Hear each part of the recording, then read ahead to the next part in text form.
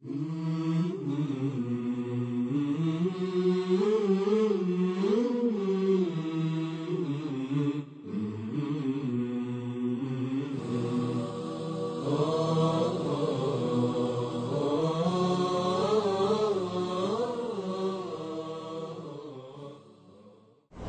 আলাইকুম ওয়া রাহমাতুল্লাহি ওয়া বারাকাতুহু। ইন্নাল হামদালিল্লাহ নাহমাদুহু ওয়া নাস্তাঈনুহু ওয়া নাস্তাগফিরুহু ওয়া নাউযু বিল্লাহি মিন শুরুরি আনফুসিনা ওয়া মিন সাইয়্যাতি আমালিনা। মান ইয়াহদিহিল্লাহু ফালা মুদিল্লা লাহু ওয়া মান ইউদ্লিল ফালা হাদিয়া লাহু। ওয়া আশহাদু আল লা ইলাহা ইল্লাল্লাহু ওয়াহদাহু লা শারীকা লাহু ওয়া আশহাদু আন্না মুহাম্মাদান আবদুহু ওয়া রাসূলুহু সাল্লাল্লাহু তাআলা আলাইহি ওয়া আলা আলিহি ওয়া সাহবিহি ওয়া সাল্লামা তাসলিমান কাসীরা। या अय्युहल्लज़ीना आमनू इत्तक़ुल्लाहा हक़्क़ा तुक़ातिही व ला तमूतुन्ना इल्ला व अंतुम मुस्लिमून। या अय्युहन्नासु इत्तक़ू रब्बकुमुल्लज़ी ख़लक़कुम मिन नफ़्सिन वाहिदा व ख़लक़ मिन्हा ज़ौजहा व बस्स मिनहुमा रिजालन कसीरन व निसाअ वत्तक़ुल्लाहा अल्लज़ी तसाअलूना बिही वल अरहम इन्नल्लाहा काना अलैकुम रक़ीबा। या अय्युहल्लज़ीना आमनू इत्तक़ुल्लाहा व क़ूलू क़ौलन सदीदा युस्लिह लकुम आमालकुम व यग़फ़िर लकुम ज़ुनूबकुम व मन युतिइल्लाह व रसूलहु फ़क़द फ़ाज़ फ़ौज़न अज़ीमा। अम्मा बाद फ़इन्न ख़ैरल हदीस किताबुल्लाह व ख़ैरल हदी हदी मुहम्मदिन सल्लल्लाहु अलैहि वसल्लम व शर्रल उमूरि मुहदसातुहा व कुल्लु मुहदसतिन बिदअह व कुल्लु बिदअतिन दलाला व कुल्लु दलालतिन फ़िन्नार। अऊज़ु बिल्लाहि मिनश शैतानिर रजीम। फ़अम्मा मन तग़ा व आसरल हयातद दुनिया फ़इन्नल जहीम हियल मअवा व अम्मा मन ख़ाफ़ा मक़ाम रब्बिही व नहन नफ़्स अनिल हवा फ़इन्नल जन्नत हियल मअवा। श्रद्धेय उलामाए किराम, सम्मानित श्रोतामंडলী, আল্লাহ পাক রব্বুল আলামিনের যাবতীয় প্রশংসা সবচাইতে উত্তম করে পেশ করার জন্য রাসূলুল্লাহ সাল্লাল্লাহু আলাইহি ওয়াসাল্লামের তরিকা হচ্ছে সবচাইতে ভালো তরিকা। আর তার তরিকা হচ্ছে সুন্নতে খুতবা পেশ করা, খুতবাতুল হাজা। তার শুরুতেই আপনাদের সামনে পেশ করেছি। তার সাথে সাথে রাসূলুল্লাহ সাল্লাল্লাহু আলাইহি ওয়াসাল্লামের উপর সালাত ও সালাম পেশ করেছি। আর তারপরে সূরা নাজিয়াতের আয়াত নম্বর 37 থেকে 41 পর্যন্ত তেলাওয়াত করেছি। এই আয়াতগুলির আলোকে আপনাদের সামনে দু চারটি কথা বলার চেষ্টা করব। এই আউজাম মারজুক ক্যাম্প, এখানে অনেকবারই এসেছি 99 থেকে শুরু করে, যদিও কয়েক বছর হয়তো আসা হয়নি, এখন ব্যস্ততা বেড়ে যাওয়ার কারণে। কিন্তু এক সময় যখন এখানে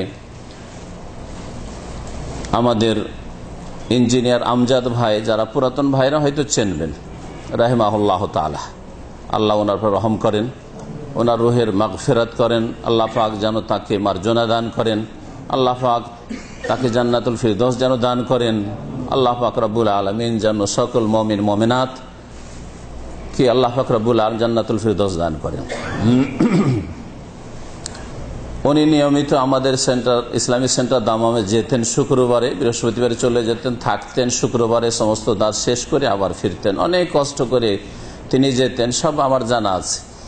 এই ভালো আমলগুলি আল্লাহ পাক রব্বুল আলামিন অবশ্যই নেকির খাতায় রাখবেন, আল্লাহ পাকের কাছে এই আশা আমাদের রয়েছে। তো সেই সময় এখানে আসা হতো, তারপরে দীর্ঘদিন আসা হয়নি। আর সেই জন্য ব্যক্তিগত আমিও আপনাদের সাথে সাক্ষাতের জন্য অত্যন্ত আগ্রহী, যে অনেক দিনের পরে আবার দেখা সাক্ষাৎ হবে আমাদের দিনী ভাইদের সাথে। আল্লাহ পাক রব্বুল আলামিন যেন এই নেক নিয়তকে, নেক আমলকে কবুল করেন এবং এর উত্তম প্রতিদান আমাদের সকলকে যেন দান করেন। আমি আমার আলোচনায় মাঝে মাঝে আপনাদেরকে প্রশ্ন করব, যারা উত্তর দিতে পারবেন তারা উত্তর দেওয়ার চেষ্টা করবেন, যাতে করে গাফিলতি না আসে, অলসতা না আসে। আর আপনারাও আমার সাথে শরীক হন, আপনারাও আমার সাথে অংশ নিতে পারেন। তো আপনাদের মাঝে মাঝে প্রশ্ন করব। যে প্রশ্ন দিয়ে আমি আলোচনা শুরু করব সেটা হচ্ছে যে আমরা কোন দিকে যাচ্ছি। একজন দুজন না, আমরা সকলেই কোন দিকে যাচ্ছি কে বলতে পারেন? যে বলতে পারবেন হাত তুলেন। জানেন না যে কোন দিকে যাচ্ছেন আপনারা? মাশাআল্লাহ, কেউ হাত তুলছেন না। হ্যাঁ, কোন দিকে যাচ্ছেন বলেন? কে বলবে? কোন দিকে? হ্যাঁ, কবরের দিকে না ওপরের দিকে? কবরের দিকে বলছেন। আচ্ছা, কবরের দিকে যাচ্ছি। তো কবরের আগে কি আছে যে কবরে কেন পাঠাবে আপনাকে? মৌত। হ্যাঁ, মৌতের দিকে যাচ্ছি আমরা সকলে। কিন্তু কোন দিকে যাচ্ছি? মৃত্যুর দ্বারের দিকে যাচ্ছি। মৃত্যুর যে দরজা রয়েছে সেদিকে যাচ্ছি। ওই দরজা দিয়ে সবাইকে প্রবেশ করতেই হবে, সেদিকে যাচ্ছি। যখন আমরা মৃত্যুর দ্বার পার করে এই দুনিয়া শেষ করে দেব, তখন আমাদেরকে কবরে সবকে পাঠিয়ে দেওয়া হবে, আর রাখা হবে না, কবরে নামিয়ে দেওয়া হবে। কবরে গিয়ে কি আমাদের শেষ হয়ে যাবে না? তারপরে কোন দিকে যাব বলেন? কে বলতে পারেন? হ্যাঁ, কিয়ামতের দিকে। মানে তারপরে এমন একটা সময় আসবে যে আবার কিয়ামতে আমাদেরকে হাজির হইতে হবে। ওই দিকেও যাচ্ছি। ওটাও যত দিন যাচ্ছে, সময় যাচ্ছে, সপ্তাহ যাচ্ছে, মাস বছর যাচ্ছে, ওই সময়টা কিন্তু কাছে আসছে না? কাছে আসে না? যেমন মত কাছে আসছে, কবরের জীবন কাছে আসছে, তেমনি কিয়ামত কাছে আসছে। ঠিক কিনা? কিয়ামতও কাছে আসছে। কিয়ামতে যাওয়ার পরে কোথায় যাব? হ্যাঁ, হাসর মানে তো একত্রিত করা, সমবেত করা। এই যে আপনার এটা হাসর, ছোট হাসর, এটা মানে আপনাদেরকে সব জায়গা থেকে এখানে সমবেত করা হয়েছে, একত্রিত করা হয়েছে। হাসর মানে হচ্ছে হাসর মানে জমা করা, লোকজন জমা করা, সহজ ভাষায়, বুঝছেন না? তো হাসর আলাদা কিছু না, কিয়ামতের মাঠে সকলকে একত্রিত করা হবে, জমা করা হবে। জি, এটার নাম হাসর। হ্যাঁ, ওখান থেকে কোথায় যাব? না কিয়ামতের মাঠে থেকে যাব আমরা? ওই সবগুলি হয়ে গেল, যা হইলো হইলো ওখানে। তারপর কোথায় যাবেন? হ্যাঁ, কোথায় যাবেন? জান্নাতে। সবাই জান্নাতে চলে যাবেন। হ্যাঁ, কেউ জাহান্নামে যেতে চান না নাকি? তারপরে সামনে আমাদের কি আছে? আমার বলার ইচ্ছা হচ্ছে, আপনার মনের কামনা জিজ্ঞেস করছি না। আমাদের সামনে তারপরে কি আছে? যেমন আমাদের সামনে মত আছে, মতের পরে কবর আছে, কবরের পরে কিয়ামতের দিবস আছে, বিচার দিবস আছে, ওই মাঠ আছে। আর ওই মাঠের পরে, ময়দানের পরে তারপরে কি আছে? তারপরে কি আছে? যে বলবেন হাত তুলেন, কারণ গোলমাল জবাব। হ্যাঁ, কি? পুলসেরাত, সব পার ধরেন। হ্যাঁ, আল্লাহর সাথে সাক্ষাৎ সরাসরি। জান্নাতে গেল, জাহান্নামে গেল নাকি?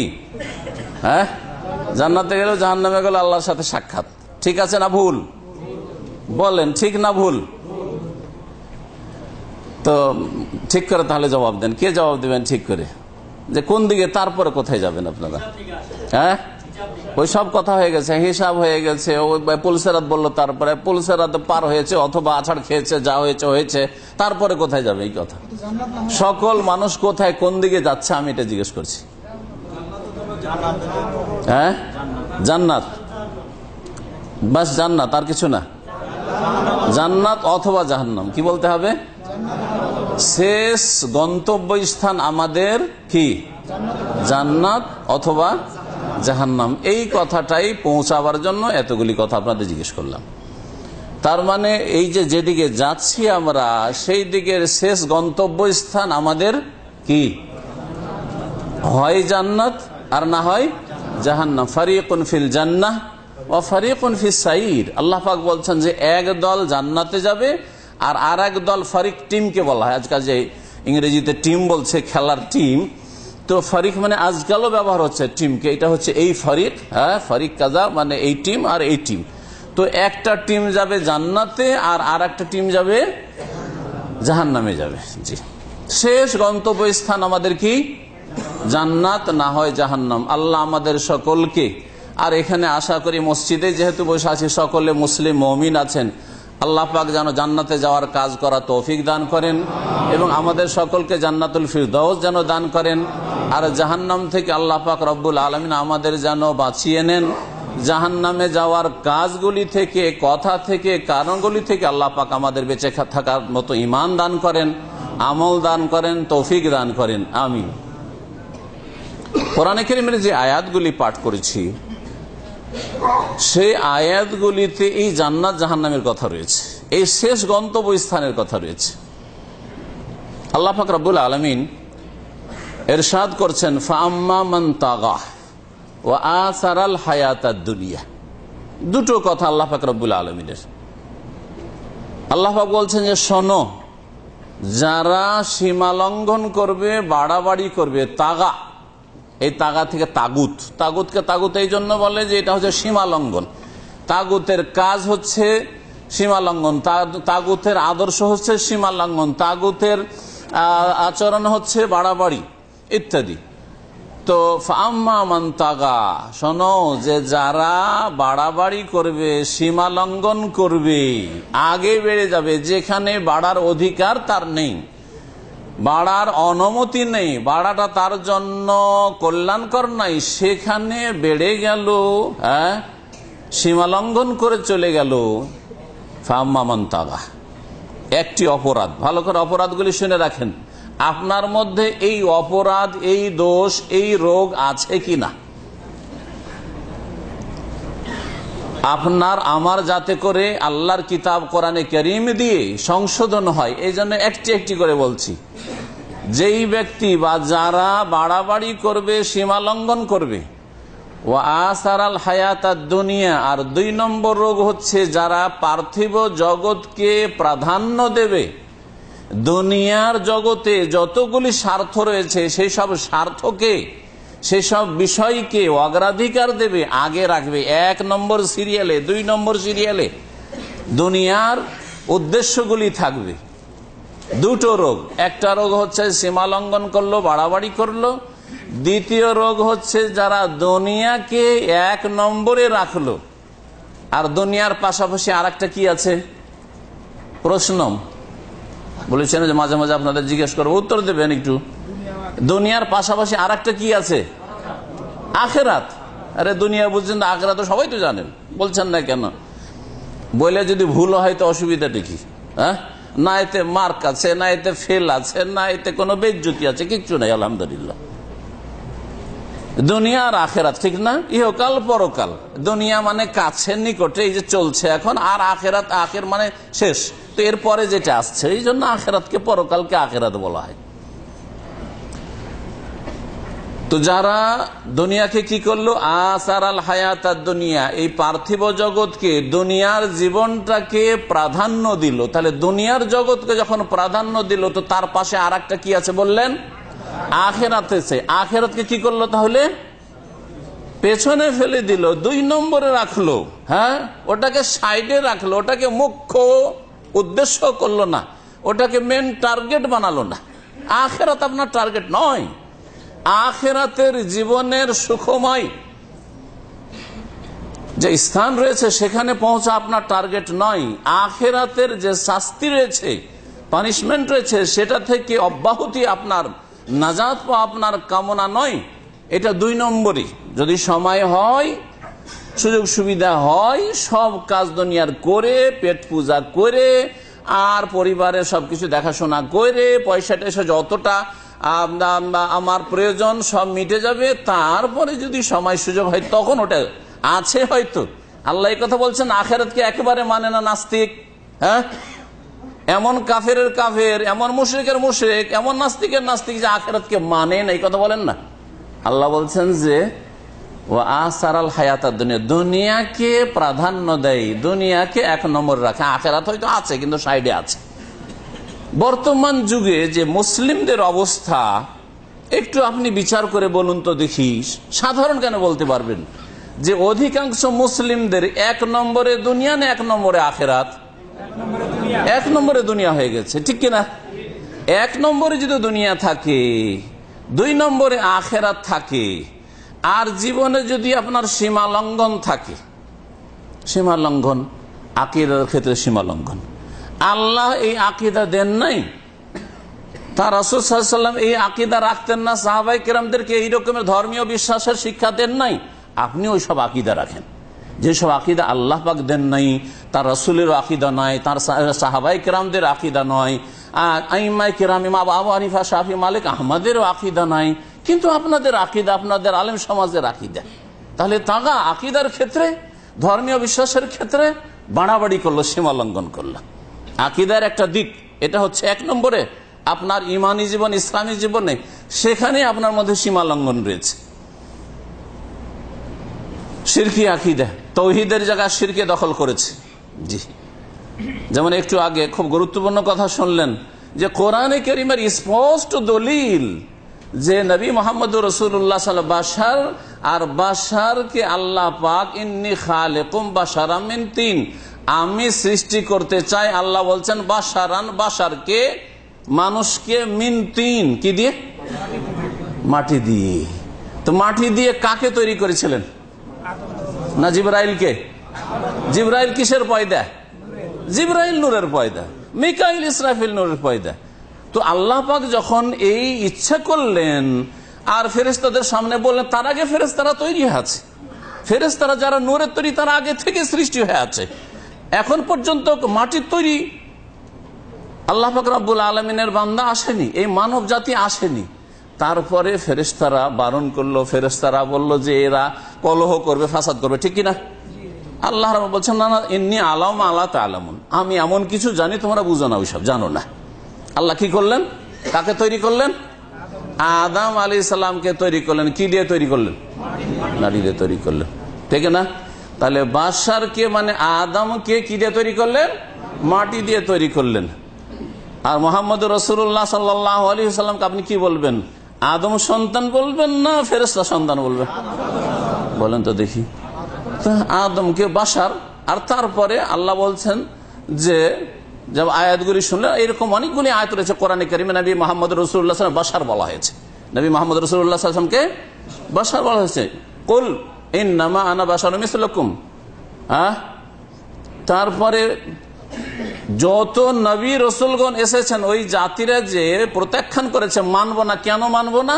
আরে তোমার মতো বাশারকে মানবো কেন? বাশারকে মানো, তুমিও মানুষ আমিও মানুষ, কেন তোমাকে নবী রসুল করে মানবো? এটাই ছিল তাদের বাধা।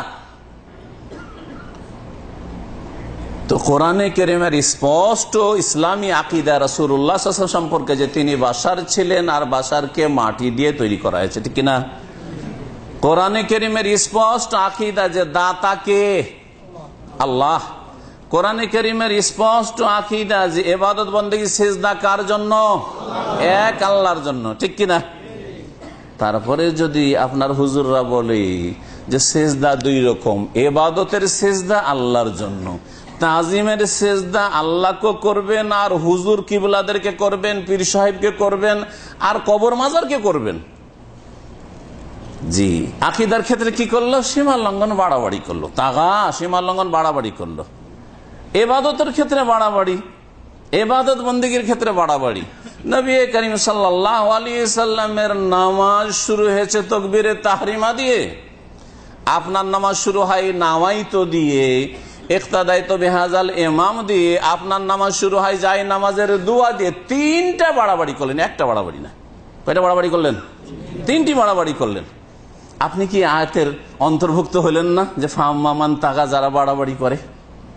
নামাজে বাড়িয়ে দিলেন আপনি। শেষখানে সালাম ফিরলে নবী করিম সাল্লাল্লাহু আলাইহি ওয়াসাল্লাম নামাজ শেষ হয়। মিফতাহুস সালাতি আত-তাহুর, নবী সাল্লাল্লাহু আলাইহি ওয়াসাল্লাম বলছেন যে নামাজের চাবি হচ্ছে পবিত্রতা, ওযু আর গোসল, ফরজ থাকলে গোসল। ওয়া তাহরিমু হাত-তাকবীর, নামাজের তাহরিমা শুরু যখন দুনিয়ার কথা কাজ হারাম হয়ে যায়, এই জন্য তাহরিমা বলা হয়। সেটা কি? আত-তাকবীর, আল্লাহু আকবার, মানে শুরু হবে নামাজ কি দিয়ে?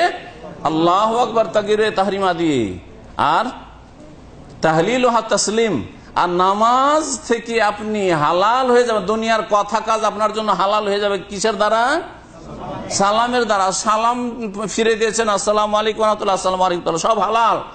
যেগুলি হালাল সব হালাল। আপনার এই মসজিদ থেকে চলে যাওয়া হালাল, আপনার কাজে বেরিয়ে যাওয়া হালাল, আপনি অন্য কাজে ব্যস্ত হয়ে গেলেন হালাল, জিকির আজকার করবেন হালাল, বরং সুন্নাত। কিন্তু আপনি বলছেন না না, আমাদের নামাজ শেষ হয়নি, হুজুর দোয়া করেন, মোনাজাত করেন। এইখানেও বাড়াইলেন আপনি, তাগা, বাড়াবাড়ি করলেন। শুরুতেও তাগা, শেষেও তাগা। ইসলামের সবচেয়ে গুরুত্বপূর্ণ ইবাদত নামাজে। ফাম্মামান তাগা, যারা বাড়াবাড়ি করে। ওয়া আসারাল হায়াতাদ দুনিয়া, আর কি করে? দুনিয়াকে প্রাধান্য দেয় আখিরাতের উপর।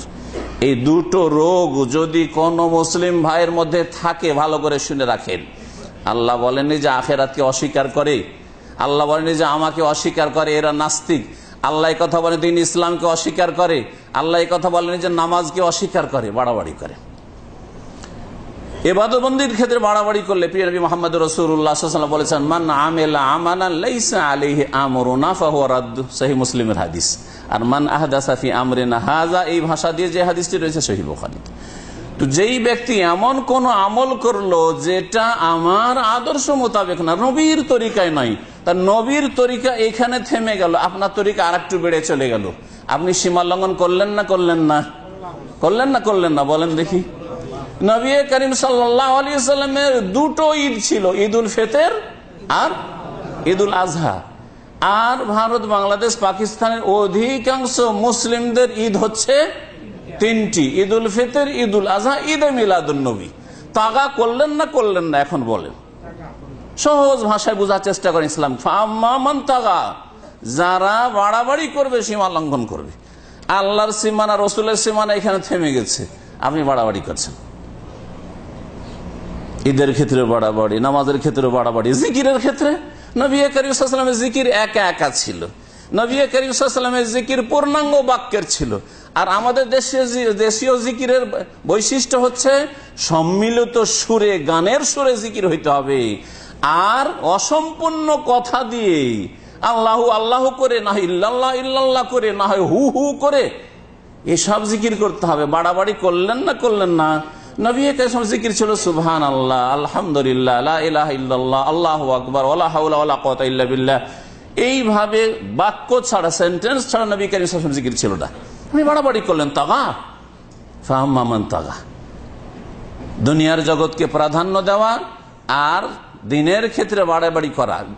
আর একটা ক্ষেত্র রয়েছে, ইবাদত বললাম, আকীদা বললাম কিছু উপমা দিয়ে। আর একটা ক্ষেত্র, বড় ক্ষেত্র রয়েছে মুসলিম জীবনে, সেটা সুন্দর করতে হবে।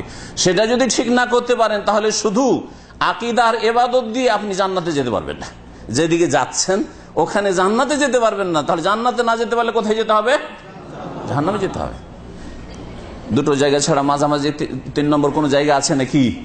আছে যে ঠিক আছে আমি জান্নাতে যেতে পারবো না, কিন্তু জাহান্নামেও যাব না, দুইয়ের মাঝখানে থাকবো। আছে কোনো জায়গা? কোনো জায়গা নেই। তাহলে কি বলছিলাম, যে যখন জান্নাত আপনি হারিয়ে ফেলছেন এইরকম কারণে, তাহলে আপনাকে এখন চিন্তা করতে হবে। ফাআম্মা মান তাগা ওয়া আসারাল হায়াতাদ দুনিয়া, এই দুটো দোষ যদি আপনার মধ্যে থাকে, সীমা লঙ্ঘন, বাড়াবাড়ি, সীমা লঙ্ঘন বাড়াবাড়ির ক্ষেত্রে দুটো ক্ষেত্র বললাম, তাই না? তৃতীয় ক্ষেত্র হচ্ছে আখলাক এবং মুআমালাত। ভালো করে শুনে রাখেন। আকীদা মানে ধর্মীয় বিশ্বাস, ইবাদত মানে ইবাদত বন্দেগীগুলি, 5 ওয়াক্ত সালাত ইবাদত, যাকাত ইবাদত, রোজা ইবাদত, হজ ইবাদত, জিকির আজকার ইবাদত, এগুলি এরকম বহু ইবাদত বন্দেগী রয়েছে। আর 3 নম্বর যেটা বলছিলাম সেটা হচ্ছে আখলাক চরিত্র। আপনার আখলাক চরিত্রটা ভালো হইতে হবে, তাহলে জান্নাতে যেতে পারবেন। যদি চরিত্র খারাপ হয়, ইবাদত ভালো, আকীদা ভালো, কিন্তু চরিত্র খারাপ, জেনা ব্যভিচারে লিপ্ত, মানুষকে মারধর করেন, মানুষের জুলুম অত্যাচার করেন, মানুষের সাথে খারাপ আচরণ করেন, মানুষের বেঈমানি করেন, আপনার রুমমেটদেরকে কষ্ট দেন, জান্নাতে যাওয়া যাবে? তাহলে এই ক্ষেত্রটা ঠিক করতে হবে। ইসলামিক সহি আকীদা হইতে হবে, সহি শুদ্ধ ইবাদত হইতে হবে, আখলাক চরিত্রটা আখলাকে হাসানা, উত্তম চরিত্রের অধিকারী হইতে হবে। চরিত্রের সাথে সাথে আর একটা শব্দ বললাম, মুআমালাত, আদান প্রদান, লেনদেন। আপনি হয়তো বাহ্যিক চরিত্র ভালো, কিন্তু আপনার লেনদেন মানে ব্যবসা বাণিজ্য, যে রুজি যে আপনি ইনকাম করছেন হারাম উপায়, সুদের টাকা, ঘুষের টাকা, তারপরে হারাম ব্যবসা, সিগারেট বিক্রি করা টাকা, জর্দা বিক্রি করা টাকা পয়সা, আর মদের ব্যবসা, সিনেমার ব্যবসা, এইরকম জুয়ার ব্যবসা, এইরকম বহু হারাম ব্যবসা রয়েছে। তো আপনার মুআমালাতে রিজিক যেটা আসছে হারাম। নামাজ হয়তো ঠিক আছে, ইবাদত বন্দেগী ঠিক আছে, হয়তো আকীদাও ঠিক আছে, কিন্তু আপনার মুআমালাত খারাপ হয়, আখলাক চরিত্রের দিকটা খারাপ। আর না হলে আরেকটা মুআমালাত হচ্ছে যে আপনার যে রুজি রোজগার হয়ে আসছে সেটা হচ্ছে খারাপ, সেটা হচ্ছে হারাম। তাহলে এই ক্ষেত্রেও কি করলেন আপনি? আল্লাহ পাকের সীমানা, নবী করিম সাল্লাল্লাহু আলাইহি ওয়াসাল্লাম বলেছে, আল হালালু বাইয়িনুন ওয়াল হারামু বাইয়িন, সহিহ বুখারীর হাদিস। হালাল ক্লিয়ার, স্পষ্ট যে কোনগুলি হালাল, ওয়াল হারামু বাইয়িন, হারাম হচ্ছে স্পষ্ট যে এগুলি হারাম, এগুলি হারাম, এগুলি হারাম। কে জানে না যে সুদ হারাম? জানা নাই? কে জানে না যে ঘুষ হারাম? জানা নাই? কে জানে না যে মদ হারাম? ঠিক না? আর কিছু জিনিস আছে যেগুলি জানলেও না জানার ভান করবেন, যেমন জর্দা, তামাক, বিড়ি, সিগারেট, ঠিক না? এই জন্য একটু বুঝাবার জন্য বলছি। এখানে কেউ কোনো মুসলিম বিড়ি খেতে পারবেন? মসজিদে বসে আল্লাহর ঘরে পারবেন? সিগারেট খেতে পারবেন? বেনামাজিকেও যদি বলেন তুই তো নামাজি পড়িস না, তো চল মসজিদে বসে সিগারেট খাবে? বেনামাজিও যদি দেখে যে কোন একটা অমুসলিম আপনাদের মসজিদে সিগারেট খাচ্ছে, বসে থাকবে? বসে থাকবে কেন? অপরাধ, এমন খারাপ জিনিস, খবিস, নোংরা জিনিস যে মসজিদে খাওয়া যাবে না, ঠিক কিনা? হ্যাঁ, বুঝছে তাহলে। এটা দিয়ে বুঝতে পারে না যে জিনিসটা ভালো নয়, নাহলে মসজিদে খেতে অসুবিধা কি? মসজিদে নাস্তা খেলেন না খেলেন না, এই যে জুস এখনো সামনে ধরা আছে, ব্রেড আপনাদের হাতে আছে, অধিকাংশ ভাইরা খেয়ে নিয়েছেন, খেলেন না খেলেন না? কোনো দ্বিধাদ্বন্দ্ব সংকোচ আছে যে মসজিদের বেয়াদবি করলাম, মসজিদে নাস্তা করে নিলাম, মসজিদে সব খাবার খেলাম? কারণ আল্লাহ কোরআনে কারীমে দুই ভাগ করেছেন, খাদ্য বস্তু, পানীয় বস্তুকে দুই ভাগ করেছেন। তয়্যেবাত, এগুলো হচ্ছে তয়্যেবাত, পাক পবিত্র ভালো জিনিস, যেটা আপনার শরীরের উপকার করে, আপনার ঈমান আমলের উপকার করে, দুনিয়ারও ভালো করে, আখিরাতেরও ভালো করে। আর খাবাইস যেগুলো নোংরা জিনিস, নিকৃষ্ট জিনিস, নোংরা জিনিস, যেগুলো দুনিয়ার ক্ষতি করে, শরীর স্বাস্থ্যের ক্ষতি করে, পাশের লোকের ক্ষতি করে, ধন সম্পদের ক্ষতি করে, আখিরাতের ক্ষতি করে, জান্নাত যেতে বাধা সৃষ্টি করে, সেগুলো হচ্ছে খাবাইস। ওয়াইউহাররিমু আলাইহিমুল খাবাইস, আল্লাহ বলছেন। তয়্যিবাতকে আল্লাহ হালাল করেছেন, আর খাবাইসকে কি করেছেন? হারাম করেছেন। বুঝছেন না? আপনাকে যদি বলা হইতো যে এই জুসটা তোমাকে বাথরুমে বসে খেতে হবে, রাজি হবেন? কেউ রাজি হবেন? খাওয়া যাবে না, এত ভালো জিনিস, আল্লাহর রুজি, আর বাথরুমে বসে খাবো? খেতে পারবেন? সিগারেট খাইতে পারবেন? যারা খায় পারবে, ওরা পারবে, ঠিক কিনা? বরং অনেকের নাকি ছোট কাল থেকে শুনে আসছি দেশে যে বিড়ি না ধরেন ওর পায়খানায় খোলাসা হয় না, ঠিক কিনা? তাহলে এতে থেকে বুঝতে পারেন না যে এগুলো মকরু না এগুলো হারাম, বুঝতে পারছেন না? মকরু আবার কি জিনিস? মাঝামাঝি, মাঝামাঝি কিছু নাই, হয় এদিকে ফেলেন না ওইদিকে ফেলেন। যে মকরু তানজি হয় মানে শুধু লাগে ঘৃণা কিন্তু শরীয়তে হালাল, তাহলে মকরু তানজি। আর যদি মাকরু তাহরিমি হয় মানে শরীয়তেও ঘৃণিত, নোংরা, সেজন্য হারাম। মাকরু তাহরিমি ওই জন্য ওর নাম, এমন ঘৃণিত যেটা তাহরিম মানে হারাম। তাহলে যখন জানা আছে আপনাকে, এখন সীমা লঙ্ঘন করলে চলবে না। সীমা লঙ্ঘন করবেন না আকীদার ক্ষেত্রে, সীমা লঙ্ঘন করবেন না ইবাদতের ক্ষেত্রে, শিরক বিদআতের মাধ্যমে সীমা লঙ্ঘন করবেন না আখলাক চরিত্রের ক্ষেত্রে, আদান প্রদান মামলাতের ক্ষেত্রে। তাহলে কোথায় যাবেন পরে বলবো। কিন্তু যদি সীমা লঙ্ঘন করেন এসব ক্ষেত্রে, আপনি হালালও খাচ্ছেন, হারামও খাচ্ছেন। হালাল যখন খেলেন সীমার মধ্যে আছেন, ঠিক না? ভাত যদি একটু বেশি করে খান, আজকের বিরিয়ানি যদি খুব সুন্দর হয় আর একটু বেশি করে খেয়েও নেন, তো হারাম হবে কি? হারাম হবে না, কিন্তু এটা আপনার জন্য ক্ষতি করবে, আপনার জন্য ক্ষতি করবে। যত কম খাবেন তত শরীর স্বাস্থ্যের জন্য ভালো, ঠিক না? তো সীমা লঙ্ঘন যদি আপনি করেন তাহলে কি হবে এখন শুনেন। মামলাতের ক্ষেত্রে, আখলাক চরিত্রের ক্ষেত্রে, ইবাদতের ক্ষেত্রে, আখলাকের ক্ষেত্রে আল্লাহ পাক বলছে ফাআম্মা মান তাগা ওয়া আসারাল হায়াতাদ দুনিয়া ফাইনাল জাহিমা হিয়াল মাওয়া। এই দুটি যদি দোষ থাকে তো জাহিম, জাহিম কাকে বলা হয়? জাহিম কাকে বলে? জাহান্নামকে বলে। জাহান্নামের একটি নাম হচ্ছে জাহিম। জি, তো জাহান্নাম হচ্ছে হিয়াল মাওয়া, তাদের বাসস্থান। তাহলে যেদিকে যাচ্ছেন আপনি যদি জাহান্নামে যেতে চান তাহলে সীমা লঙ্ঘন করেন, আকীদায়, ইবাদতে, আখলাকে, চলাফেরায়, রুজি রোজগারে বাড়াবাড়ি করেন, আর আপনি দুনিয়াকে প্রাধান্য দেন, তাহলে ফাইনাল জাহিমা হিয়াল মাওয়া, জাহান্নাম হচ্ছে বাসস্থান, আপনার শেষ গন্তব্যস্থল হচ্ছে জাহান্নাম। এখন তারপরে শুনেন, জান্নাত যদি যেতে চান, আর সকল মুসলিম জান্নাতে যেতে চান, ঠিক কিনা? মুখে যেতে চান সকল মুসলিম, কিন্তু কাজে কয়জন মুসলিম যেতে চায়? এই কাজের লোক চাই আজকে আপনাদের এই আওজামের এই মারজুক ক্যাম্পে। কাজের লোক যারা, কাজে, কথাই শুধু না, কথার চাইতে কাজে বড় হবে। আজকাল কথাই বেশি বড়, কাজে বড় না, কাজে বড় হইতে হবে। কাজে হাতে নাতে যদি সত্যি আপনি জান্নাতে যেতে চান তাহলে শোনেন কি করতে হবে। আল্লাহ বলছেন ওয়া আম্মা মান খাফা মাকামা রাব্বিহি ওয়া নাহান নাফসা আনিল হাওয়া ফাইন্নাল জান্নাতা হিয়াল মাওয়া। পক্ষান্তরে মান খাফা মাকামা রাব্বিহি, যারা তাদের প্রতিপালক রবের সামনে দাঁড়াতে হবে এই কথাটিকে, এই বিষয়টিকে ভয় করলো।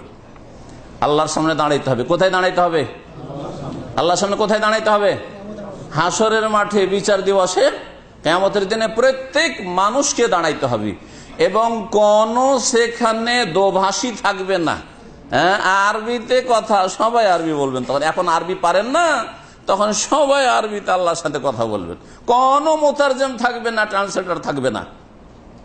নবী মুহাম্মদ রাসূলুল্লাহ সাল্লাল্লাহু আলাইহি ওয়াসাল্লাম বলছেন, মা মিনকুম মিন আহাদিন ইল্লা সায়ুকাল্লিমুহু রাব্বুহু ওয়া লাইসা বাইনাহু ওয়া বাইনাহু তুরজুমান।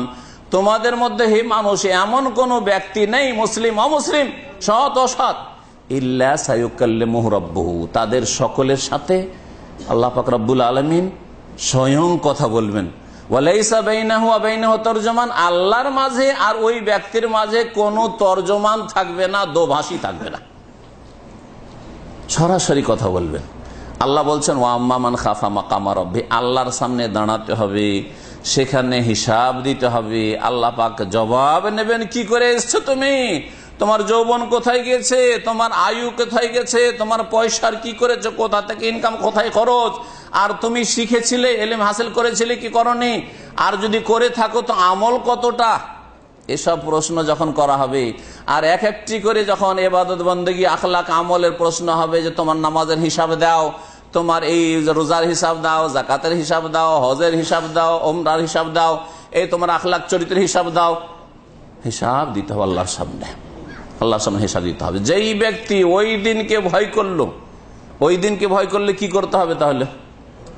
আল্লাহ বলছেন, ওয়া নাহান নাফসা আনিল হাওয়া, নিজেকে কুপ্রবৃত্তি থেকে বিরত রাখলো।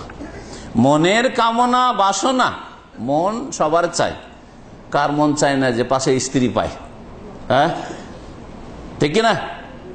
স্ত্রী জুটে না, স্ত্রী জুটে না। তো আল্লাহর ভয় যদি না থাকে তো স্ত্রী বিকল্প হইলেই হলো। যেমন পশ্চিমা দেশে আছে, স্ত্রী নাই হোক, গার্লফ্রেন্ড হইলেই চলে, ঠিক না? তো মনের কামনা বাসনা পূরণ করা থেকে যারা নিজেকে বিরত রাখলো, যেহেতু আল্লাহর সামনে দাঁড়াতে হবে, এই দুটি গুণ যদি আপনার মধ্যে পয়দা হয়, আল্লাহর সামনে দাঁড়াতে হবে, সুতরাং এটাকে ভয় করলেন, আগে থেকে প্রস্তুত থাকলেন, দাঁড়িয়ে সেখানে যেন বেজ্জতি না হয়, সেখানে লাঞ্ছিত অপদস্থ না হইতে হয়, সেখানে গিয়ে যেন দুর্দিন না আসে, সেখানে গিয়ে জাহান্নামে ধাক্কা দিয়ে ফেলে না দেওয়া হয়, আমাকে ভয় করলেন আপনি। যার কারণে দ্বিতীয় গুণ হচ্ছে আপনার মধ্যে, ওয়া নাহান নাফসা আনিল হাওয়া, নিজেকে আপনার কুপ্রবৃত্তি থেকে, আপনার মনের অসৎ কামনা বাসনা থেকে বাঁচিয়ে রাখলেন। তাহলে আল্লাহ বলছেন, ফাইনাল জান্নাতে হিয়াল মাওয়া, জান্নাতি হচ্ছে তার বাসস্থান বা তাদের বাসস্থান। তাহলে যেই দিকে আমরা যাচ্ছি সেটা হচ্ছে জান্নাত অথবা জাহান্নাম। জাহান্নামে কারা যাবে শুনতে পারলেন, যে যারা সীমা লঙ্ঘন করবে, দুনিয়াকে এক নম্বরে রাখবে। আর যেদিকে আমরা ওখানে যদি জান্নাতে যেতে চান, এই কামনা বাসনা থাকে, তাহলে ভালো করে শুনে রাখুন, আপনি আল্লাহর সামনে দাঁড়াতে হবে, এই ভয়টা আপনার ওপর শুধু মসজিদে থাকবে না। মসজিদে আসবেন তখন আল্লাহকে ভয় করবেন নাকি? বলেন, কখন ভয়টা থাকতে হবে? রাত্রে না দিনে? সব সময় ভয় থাকতে হবে। সব সময় যদি ভয় থাকে তো এটা হচ্ছে আসল ইসলামী জিন্দেগি। কিন্তু আমাদের অধিকাংশ মুসলিমদের ভয়টা, মসজিদ আসলে আল্লাহকে ভয় করি, মসজিদ আসলে এমন এমন লোক কাঁদতে পারে যে আমার চেয়ে বেশি কাঁদতে পারে। আমাদের মধ্যে যারা কোরআন এবং হাদিসের কথা, আল্লাহর আযাবের কথা পড়েছে, তাদের চেয়ে বেশি কাঁদতে পারে হয়তো। কিন্তু মসজিদের বাইরে গেলে, গেটে বেরিয়ে পাপ শুরু হয়ে গেল। হ্যাঁ, মসজিদের গেট থেকে বেরিয়ে পাপ শুরু হয়ে গেল। সারাদিন যখন 8 ঘন্টা 10 ঘন্টা ডিউটি করছেন, সেখানে হালাল হারাম, জায়েজ না জায়েজ, ধোকাবাজি, বেঈমানি আর অকথ্য ভাষা, অশ্লীল ভাষা, কোনো বাধা নিষেধ নেই, কোনো ভাষা। কোথায় গেল আল্লাহর ভয়? কোথায় গেল আল্লাহর ভয়? স্ত্রীর সাথে কথা বলতে গিয়ে, যেহেতু স্ত্রী আমার কাছে নরম কমজোর, সুতরাং সেখানে আল্লাহর ভয় নেই।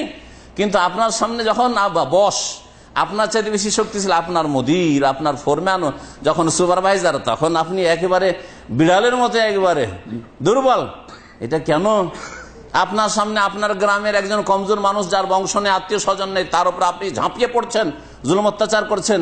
আর আপনার সামনে যদি একটা ওই রকম জাদরের লোক চলে আসে, প্রভাবশালী, তার সামনে জি হুজুরি শুরু করছেন, কেন? কোথায় আল্লাহর ভয়? সবসময় আল্লাহর ভয় থাকতে হবে।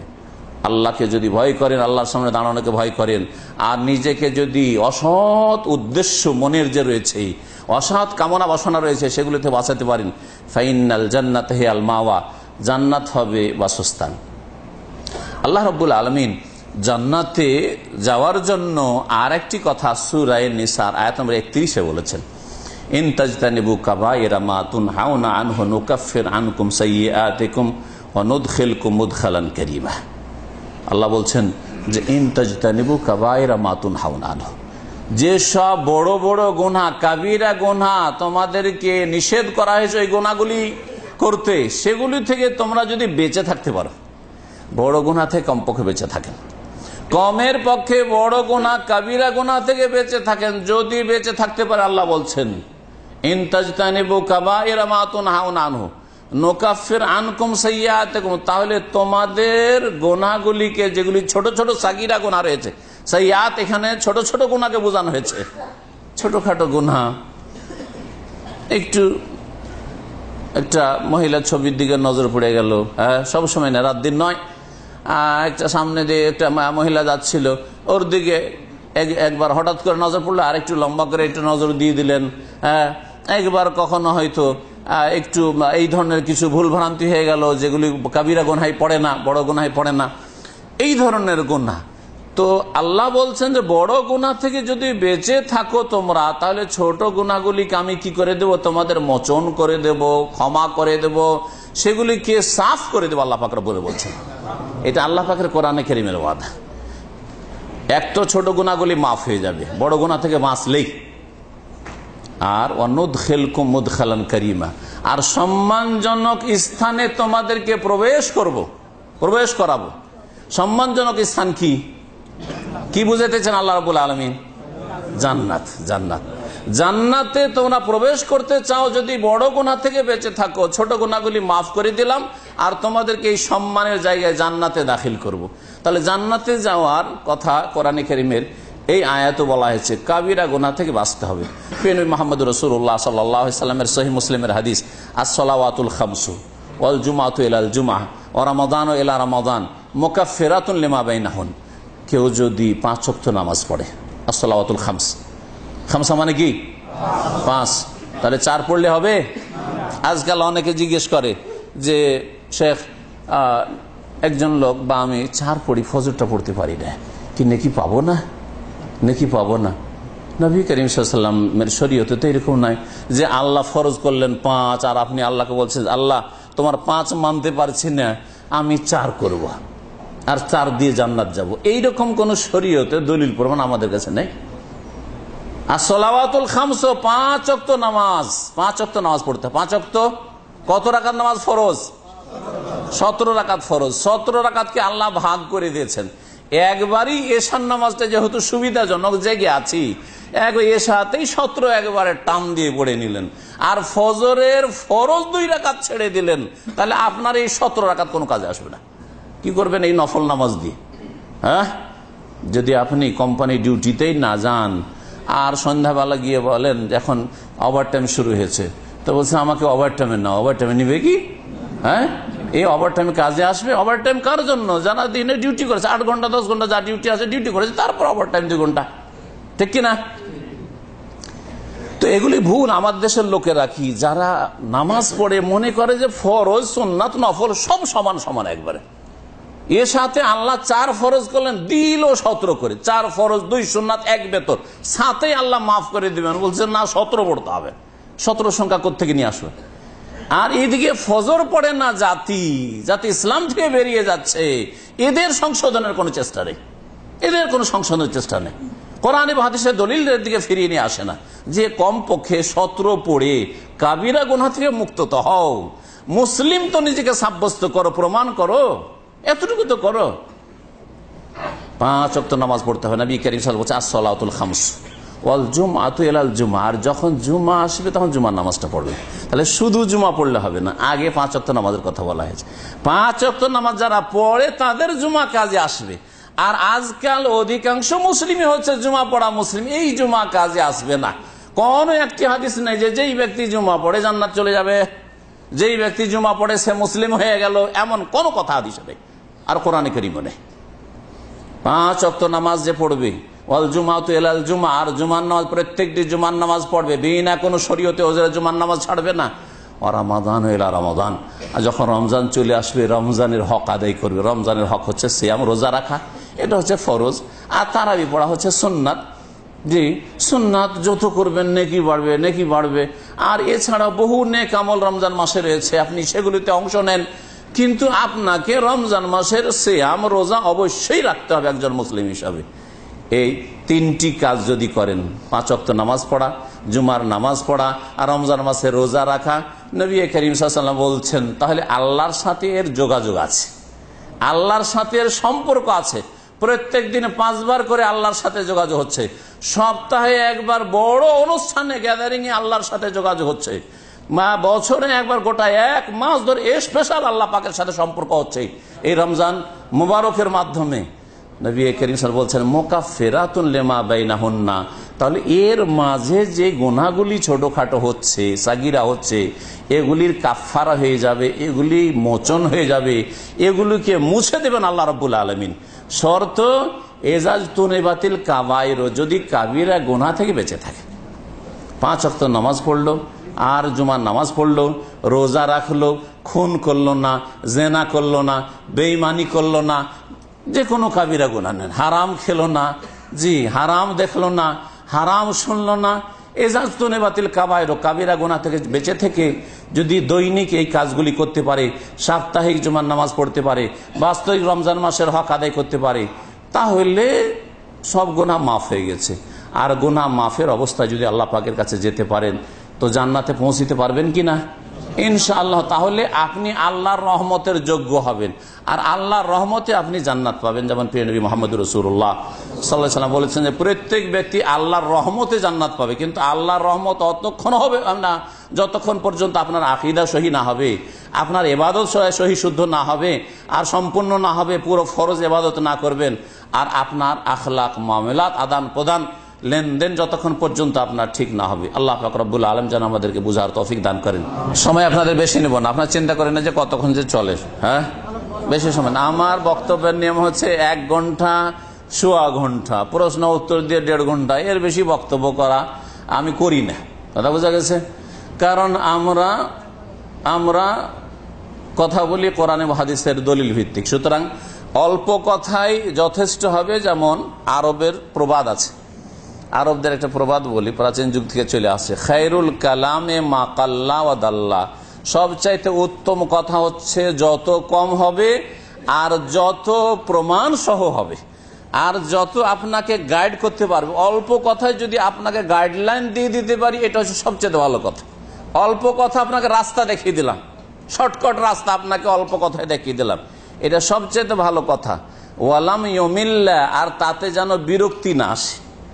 লম্বা কথা বলতে কি বিরক্তি চলে আসলো, এটা কখনো ভালো কথা নাই, যতই মজার কথা হোক না কেন, যতই কোরআন এবং হাদিসের কথা হোক না কেন। এই জন্য সবচেয়ে ভালো কথা হচ্ছে অল্প কথা, সারা রাত ব্যাপী জলসা, আর এইদিকে কেউ ঘুমাচ্ছে, আর কেউ ওইদিকে বাজারে ঘুরছে, খাওয়া দাওয়া করছে, কেউ গল্প গুজব করছে, ওইসব দিয়ে জাতির কোনো ইসলাহ সংশোধন হচ্ছে না। 1 ঘন্টা আলোচনা যথেষ্ট।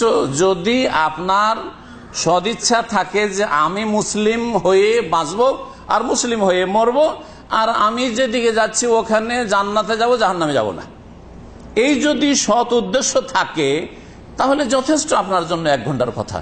নবী করিম সাল্লাল্লাহু আলাইহি ওয়াসাল্লাম লম্বা ওয়াজ করেননি, 1-2 বার ছাড়া নবী সাল্লাল্লাহু আলাইহি ওয়াসাল্লাম কখন লম্বা ওয়াজ করেন? একটা হাদিস শুনিয়ে দিয়েছেন, ব্যাস হয়ে গেছে। 1-2 হাদিস 10 মিনিট 15 মিনিট শুনিয়ে দিলেন, শেষ হয়ে গেল, ব্যাস। এইভাবে নবী করিম সাল্লাল্লাহু আলাইহি ওয়াসাল্লামের দ্বীনের শিক্ষা হয়েছে।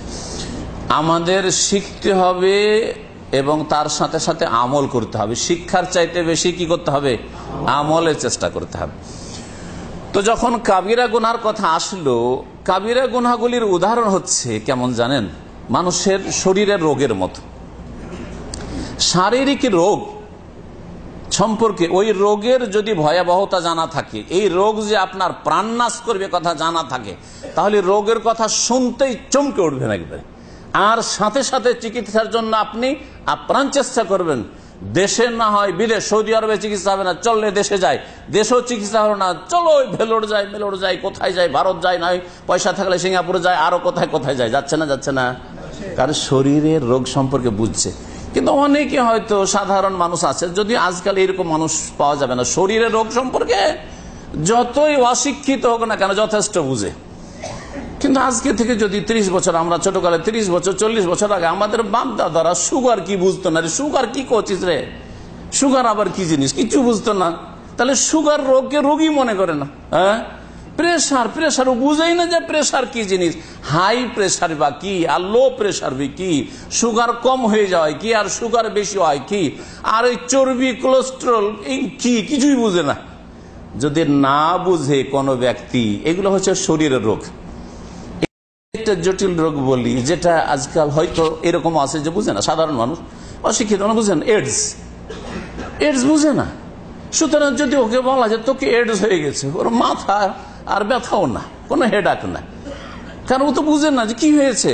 যেমন জ্বর জ্বালা একটু হয় বা সর্দি কাশি হয়, এরকম একটু কিছু হয়েছে হয়তো, ঠিক কিনা। কিন্তু যে ব্যক্তি এডস সম্পর্কে জানে যে এডস হয়েছে মানে আমার জীবন শেষ, আর আমার উপর যে ভাইরাসগুলো অ্যাটাক করছে, আক্রমণ করছে, কোনোটার প্রতিরোধ শক্তি আমার ভিতরে নেই, সুতরাং যা আক্রমণ করছে তাই আমাকে আছাড় দিয়ে ফেলবে, সুতরাং আমার মরণ ছাড়া কোনো উপায় নেই, ঠিক কিনা। সুগার সম্পর্কে যদি না জানা থাকে, আর সুগার কিসে বাড়ে কিসে কমে না জানা থাকে, তো যা ইচ্ছা তাই যেটা মজা লাগে সেটাই খায়, ঠিক না, যেটা মজা লাগে সেটাই খায়, বাঁচবে, সুস্থ থাকবে। হ্যাঁ, যদি হায়াত বলেন যে হায়াত আছে যতটা ততটাই, ওই বিছানায় পড়ে পড়েই থাকবে, চলতে পারবে না, অচল হয়ে যাবে, ঠিক কিনা। এইরকমই বহু রোগ আছে শরীরের রোগের উদাহরণ দেওয়ার দরকার নেই, যথেষ্ট বুঝছেন। তো শরীরের রোগ সম্পর্কে যার যত বেশি জানা আছে, সে তত বেশি শরীরের চিকিৎসা সম্পর্কে, শরীরের যত্ন সম্পর্কে কি সজাগ। হ্যাঁ, সজাগ। সামান্য একটু সুগার কত হয়েছে বলছে 120, বলছে 120, এমন কোন সুগার না, বলছে না না না সুগার হয়ে গেছে। কত যত্ন শরীর সম্পর্কে চিন্তা করেন। প্রেশার হয়েছে কত, বলছে আমার 90 হয়ে গেছে, 140 হয়েছে, এমন কিছু না, 90 140 এমন কিছু না, না না না আমাকে হাই প্রেশার হয়ে গেছে, বুঝছেন না, কত সজাগ শরীরের রোগ সম্পর্কে। কিন্তু আপনার যে কলবের রোগ রয়েছে, আপনার রুহের আত্মার রোগ রয়েছে, সেগুলি সম্পর্কে যদি আপনি এত গাফেল থাকেন যে আত্মার রোগের কারণে, আপনার হৃদয়ের রোগের কারণে যেই দিকে যাচ্ছেন ওখানে গিয়ে জান্নাত হারা হবেন, জাহান্নামে যেতে হবে, তাহলে কত বড় ক্ষতি করলেন আপনি। শরীরের রোগ আপনি কিছু বুঝেন না, সুগারও বুঝেন না, প্রেশারও বুঝেন না, চর্বিও বুঝেন না, আর আপনার হার্ট অ্যাটাক হতে যাচ্ছে, আপনার ওই সেরাগুলি যে হার্টে যাচ্ছে ওগুলো বন্ধ হতে যাচ্ছে, আপনার শুধু 80% বন্ধ হয়ে গেছে, 20% খোলা আছে, ইত্যাদি ইত্যাদি। এসব কথা কিছু যদি না বুঝেন, তাহলে কি হবে, শেষ মরে যাবেন। এই তো মরে যাবেন, নাকি জাহান্নামে চলে যাবেন? কেউ যদি হার্ট অ্যাটাক হয়ে মারা যায় তো জাহান্নামে চলে যাবে নাকি? বলেন আপনারা, যাবে? কেউ যদি এডসে মারা যায়, এডস মানেই যে ও চরিত্রহীন তা নয়, হতে পারে চরিত্রহীন, কিন্তু কথা হচ্ছে অনেক সময় যে চরিত্রহীন তার ব্লাড তাকে দিয়ে দেওয়া হয়েছে, সেজন্য এডসে আক্রান্ত হয়েছে। এডসে যদি মারা যায় তো জাহান্নামে চলে যাবে না, জরুরি নয় যে এডসে মরলে জাহান্নামে চলে যাবে, ঠিক না। হার্ট অ্যাটাক হলো, আরো কিছু হলো, সুগার হলো, এগুলির কারণে খুব বেশি হইলে দুনিয়াতে একটু সুস্থ থাকতাম, অসুস্থ হয়ে থাকলাম, অথবা হয়তো দীর্ঘদিন থাকতাম, আরো তাড়াতাড়ি করে মতটা চলে আসলে, এই ধারণা করতে পারেন, এর বেশি কিছু না। যদিও মতের ফয়সালা আল্লাহ পাক রব্বুল আলামিন করে রেখেছেন, আর সবকিছুর ফয়সালা আল্লাহ পাক করেছেন। মতের যেমন ফয়সালা, তেমনি সুস্থতা অসুস্থতা আল্লাহ পাক ফয়সালা করেছেন, তবে তার সাথে সাথে যত্ন নিতে বলেছেন। আসবাব যেগুলি, উপায় উপকরণ যেগুলি দ্বারা আপনি নিজেকে সুস্থ রাখবেন, তার জন্য দুনিয়ার ক্ষেত্রে আপনি চেষ্টা করবেন। এখন রুহের যেগুলি ব্যাধি বা কলবে হৃদয়ের ব্যাধি রোগ, এগুলি সম্পর্কে কিছু আলোচনা করব। যেসব ব্যাধি রোগগুলি আমাদের রয়েছে মুসলিম সমাজে, তার সবচেয়ে বড় রোগ, যেই রোগের কারণে যেই রোগের কারণে অধিকাংশ মুসলিমরা যেদিকে যাচ্ছে ওখানে গিয়ে জান্নাতে যেতে পারবে না, জাহান্নামে যেতে হবে, চিরকালের ক্ষতিগ্রস্ত হবে। আল্লাহ পাক রব্বুল আলামিন কোরআন কারীমের সর্বপ্রথম কি হুকুম দিয়েছেন বলেন তো দেখি? হ্যাঁ, আল্লাহর প্রথম আয়াত কি কোরআন কারীমের? ইকরা। ইকরা মানে পড়ো। কি জন্য পড়বেন?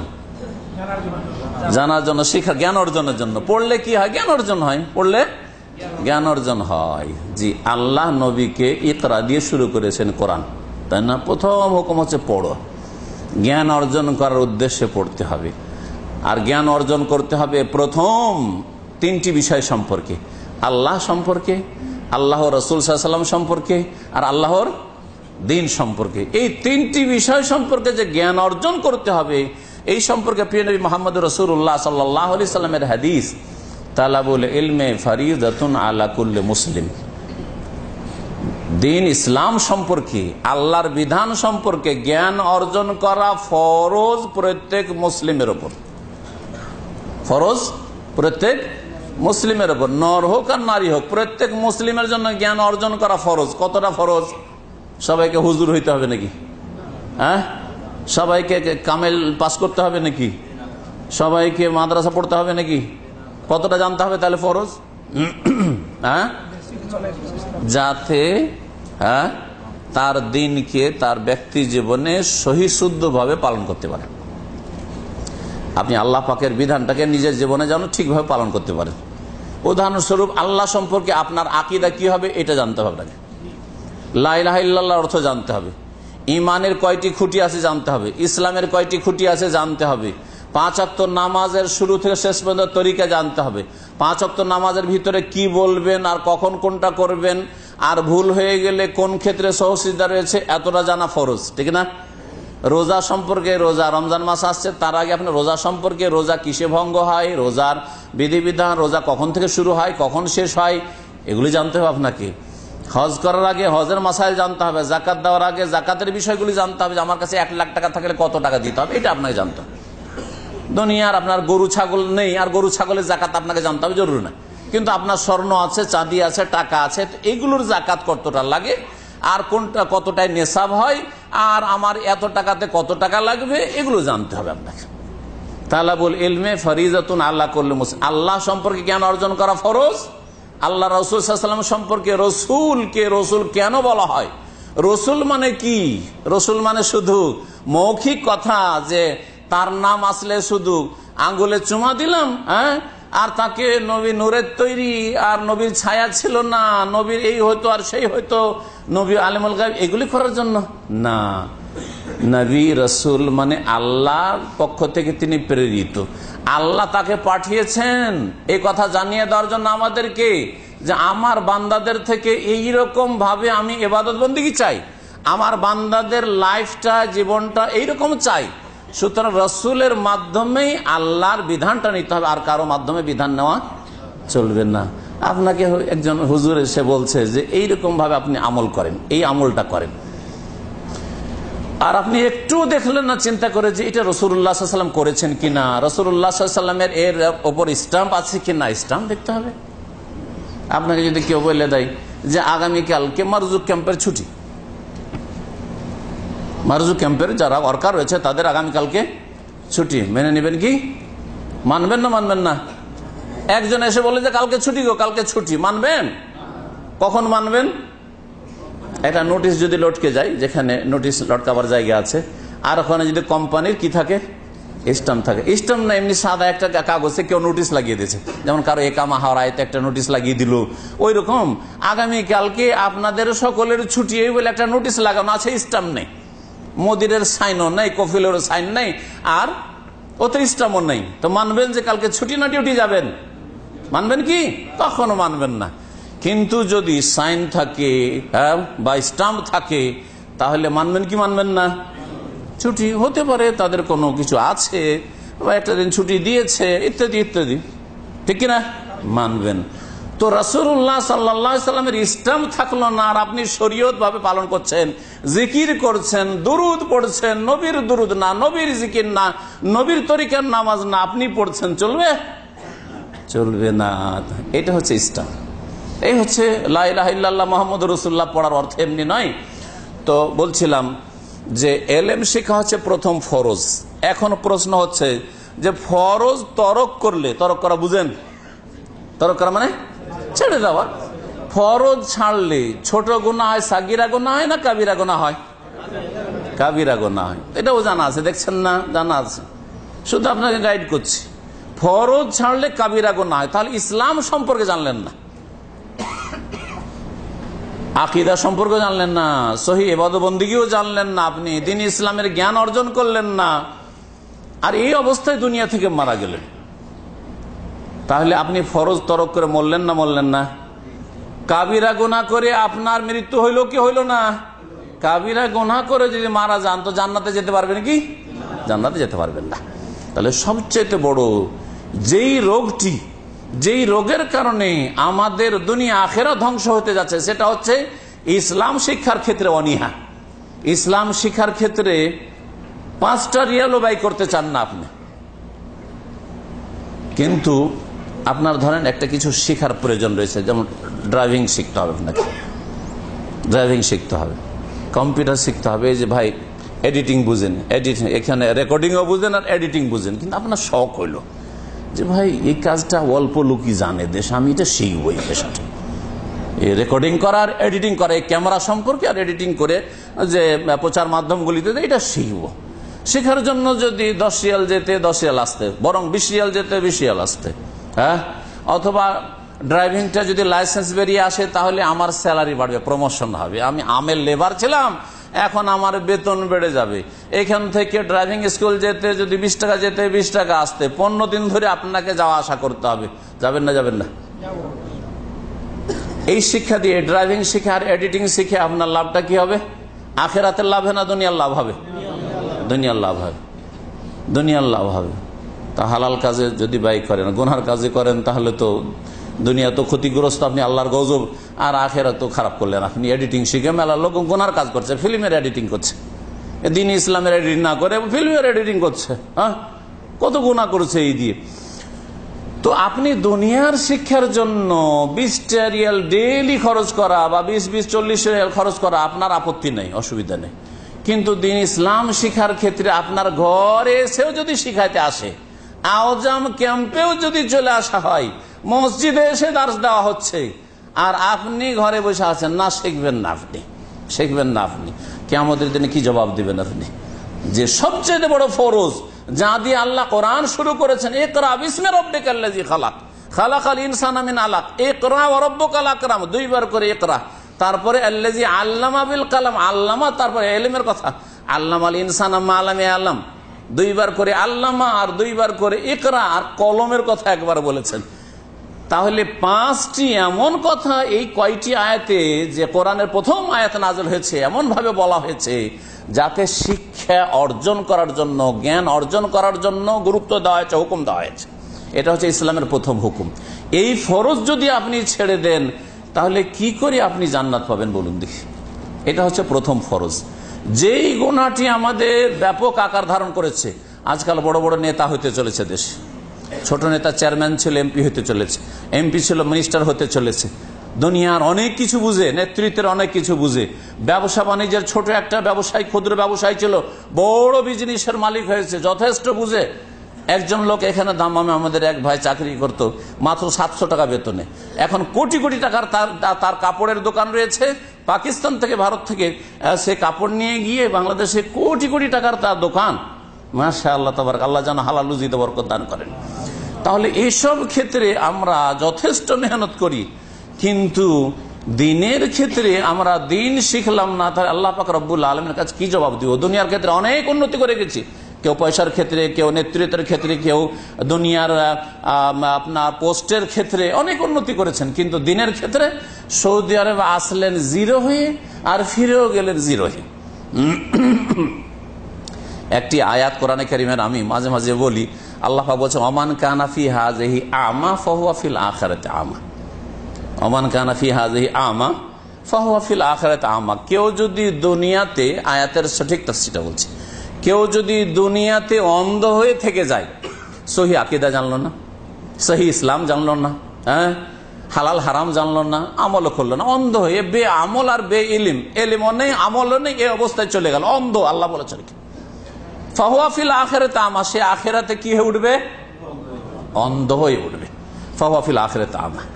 এই আয়াতটাকে, এই আয়াতের ব্যাখ্যাটাকে একটু সরিয়ে নিয়ে আমি বলি, যারা সৌদি আরবে প্রবাসী হয়েছেন তাদের ক্ষেত্রে, ওমান খানা ফি হাযিহি আমা, ওমান কানা ফি হাযিহি আমা ফাহুয়া ফিল আখিরাতি আমা। যারা সৌদি আরবে এসে ফি হাযিহিল বালদা, ফি হাযিহি দাওলা, সৌদি আরব তাওহীদের দেশ, সুন্নতের দেশ, কোরআন এবং হাদিসের দেশ, নির্ভেজাল ইসলামের দেশ। এই দেশে না আল্লাহ ছাড়া মাজার পূজা আছে, না দুর্গা পূজা আছে, না দরগা পূজা আছে, মূর্তি পূজা আছে, না কবর পূজা আছে। এই দেশে না মিলাদ আছে, না কিয়াম আছে, না কোন রকমের বিদাত আছে। আছে? আলহামদুলিল্লাহ নেই। এই দেশে এসেও যদি আন্ধা হয়ে দেশে চলে যান, কিছুই শিখে গেলেন না।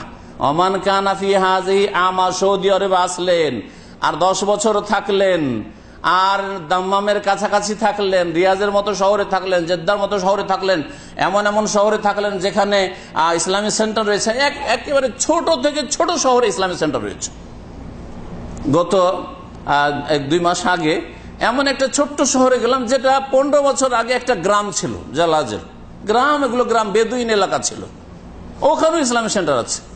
আগামী বৃহস্পতিবার এই রাতে জুলফি বলে একটা ছোট শহর রয়েছে আপনার রিয়াজ আর কাসিমের মাঝখানে। আজকে থেকে 30 বছর আগে সেগুলো কারি একটা গ্রাম ছিল। অনেক এইরকম, এই যে শহরগুলোর কথা বলছি, এগুলোতে 30 বছর আগে দেখা যায় সেখানে বিদ্যুতের ব্যবস্থা ছিল না। বিদ্যুৎ থাকলেও টেলিফোন ছিল না, আজকাল টেলিফোন হয়ে গেছে, আর মানুষের কাছে মোবাইলও হয়ে গেছে। তো বলছি যে সৌদি আরবে আসার পরেও যদি অন্ধ থেকে যান, এখানে শিখার সুযোগ রয়েছে। এখানে সহি আকীদা জানতে পারবেন, সহি শুদ্ধ নামাজটা জানতে পারবেন। আপনার মগজে কিন্তু আপনার বিবেক ধাক্কা দিচ্ছে যে এখানকার নামাজ আলাদা আমাদের নামাজ থেকে। হ্যাঁ, এখানে মিলাদ নেই, ওখানে মিলাদ আছে। এখানে কবর পাকা নেই, আমাদের দেশে কবর পাকা আছে। এখানে কবর মাজার পূজা নেই, ওরস নেই, ওখানে কবর মাজার পূজা ওরস আছে। ওখানে হালকাই জিকির আর বিদাতি ওইসব জিকির আছে, এখানে ওইসব জিকির নেই। আমাদের দেশে দুরুদের তাজ আছে, আর দুরুদের মাহি, দুরুদের লাখি, এটা সেই সব ওজিফার কিতাব নেই। তো কোনটা ঠিক? প্রশ্ন জাগে না? আপনার বিবেককে নক করে না, ধাক্কা দেয় না যে হয় এইটা ঠিক, না হয় ওইটা ঠিক? আর আপনি শুধু এই ভূমিকা পালন করে যে যার যেটা ইচ্ছা হয়েছে করুক, আর এইসব ঝামেলাতে যাব না, এগুলো হুজুরদের কাজ, এগুলো মোল্লাদের কাজ, আর এগুলোতে আমি যাব না, এই বলে পার পেয়ে যাবেন, জান্নাত পেয়ে যাবেন। এইভাবে আপনি আখিরাতে কামিয়াব হয়ে যাবেন। এত সহজ? এত সহজ নয়। ওমান কানা ফি হাযিহি আমা, সৌদি আরব আসার পরে যদি অন্ধ থেকে যান, ফাহুয়া ফিল আখিরাতি আমা। বাংলাদেশে গিয়ে যদি আরো 100 বছর বাঁচেন, আরো অন্ধ হয়ে থেকে যাবেন, দিন শহীদ দিনের তলাশ পাবেন না। কারণ এখান থেকে যখন আপনি হদিস পেলেন না, ওখানে কি করে আপনি হদিস পাবেন? আল্লাহ পাক রব্বুল আলামিন যেন বুঝার তৌফিক দান করেন, এবং এখান থেকে পয়সার আগে, হালাল রুজির আগে আল্লাহ রব্বুল আলামিন যেন আমাদেরকে সঠিক ইসলাম নিয়ে যাওয়ার তৌফিক দান করেন, তাওহীদ নিয়ে যাওয়ার তৌফিক দান করেন, নবীর আদর্শ সুন্নত নিয়ে যাওয়ার তৌফিক দান করেন, সহি ইসলাম নিয়ে যাওয়ার তৌফিক দান করেন, ইসলামী জ্ঞান নিয়ে যাওয়ার তৌফিক দান করেন। এখান থেকে বেশি বেশি হজ উমরা আল্লাহ পাক নিয়ে যাওয়ার তৌফিক দান করেন। তারপরে এখান থেকে আল্লাহ পাক হালাল রুজি নিয়ে যাওয়ার জন্য তৌফিক দান করেন, আর হারাম রুজি থেকে আল্লাহ পাক যেন বাঁচিয়ে রাখেন। তাহলে আপনি কামিয়াব। সৌদি আরবে এসে এই 3টি কথা বললাম। এখান থেকে সঠিক ইসলাম 1 নম্বরে নেবেন, 2 নম্বরে বেশি বেশি হজ উমরা নেবেন, 3 নম্বরে আপনি হালাল রুজি যতটা পারেন নেন, অসুবিধা নেই, যত পারেন আপনি হালাল রুজি নিয়ে যান, হারাম নয়। যদি এইভাবে এখান থেকে ফিরে যেতে পারেন, তাহলে আপনি কামিয়াব, সফল। আর না হইলে এখানেও অন্ধ, আর দেশেও গিয়ে অন্ধ, আর আখিরাতে আরেকটি আয়াতের কথা বলি, কিয়ামতে অন্ধ হয়ে উঠবে বেআমল যারা, জাহান্নামী অন্ধ হয়ে উঠবে। তো আল্লাহ পাক বলছেন কালা রব্বে, ওরা বলবে, দরখাস্ত করবে আল্লাহর কাছে, কালা রব্বে লিমা হাসারতানি আমা ওয়াকাদ কুনতু বাসীরা, হে আল্লাহ আমাকে এরকম অন্ধকারে কেন উঠিয়েছো? ওয়াকাদ কুনতু বাসীরা, অথচ আমার 2 চোখ ছিল, দৃষ্টি শক্তি ছিল, দুনিয়ায় দেখতাম। আমি যদি অন্ধ ব্যক্তি হইতাম আর তুমি অন্ধ করে উঠাতে, তো একটা কথা ছিল যে আমি দুনিয়াতে অন্ধ ছিলাম, অন্ধ হয়ে উঠেছি, আমি দুনিয়ায় দেখতাম, এখন দেখি না, এরকম কেন? কালা কাযালিকা আতাতকা আয়াতুনা ফানাসিতাহা ওয়া কাযালিকা আল-ইয়াওমা তুনসা। কালা কাযালিকা, আতাতকা আয়াতুনা, আল্লাহ বলবেন যে এই জন্যই অন্ধ হয়ে উঠেছ যে আমার আয়াতগুলি, আমার বিধানগুলি এসেছিল। সৌদি আরব আসার পর অনেক কিছুই ক্লিয়ার হয়েছিল, স্পষ্ট হয়েছিল, কিন্তু মগজকে লক করে নিয়েছিলে, তালা লাগিয়ে নিয়েছিলে। না শুনবো না, এদের কথা শুনবি না, এসব জানবি না, জানার দরকার নাই। পেট পূজা করতেছি, পেট পূজা করে যত পারিস পয়সা নিয়ে যায়, এখান থেকে রিয়াল ডলার নিয়ে যা। আতাতকা আয়াতুনা, আমার আয়াতগুলি এসেছিল, ফানাসিতাহা, কিন্তু তুমি ভুলে গিয়েছিলে, উপেক্ষা করেছিলে। ওয়াকাযালিকাল ইয়াউমা তুনসা, এই জন্য আজকেও তোমাকেও ভুলে যাওয়া হয়েছে। তোমাকে কি করা হয়েছে? ভুলে যাওয়া হয়েছে। আল্লাহ ভুলেননি, ভুলে যাওয়ার অর্থ উপেক্ষিত। আজকে তুমি উপেক্ষা করেছো, তুমি অমান্য করেছো, পালন করনি, তুমি বেপরোয়া হয়েছো, কোনো পরোয়া করনি। আজকেও তোমাকে উপেক্ষা করা হয়েছে, তোমার খোঁজ খবর না হয়নি, তুমি অন্ধ হয়ে উঠেছো। আল্লাহ পাক রব্বুল আলামিন যেন বুঝার তৌফিক দান করেন। সবচেয়ে বড় তাহলে যে গুনাহটি আমাদের দ্বারা হচ্ছে, সেটা ইসলাম শিখার ক্ষেত্রে কমজোরি, ইসলাম শিখার ক্ষেত্রে অভক্তি, অনীহা।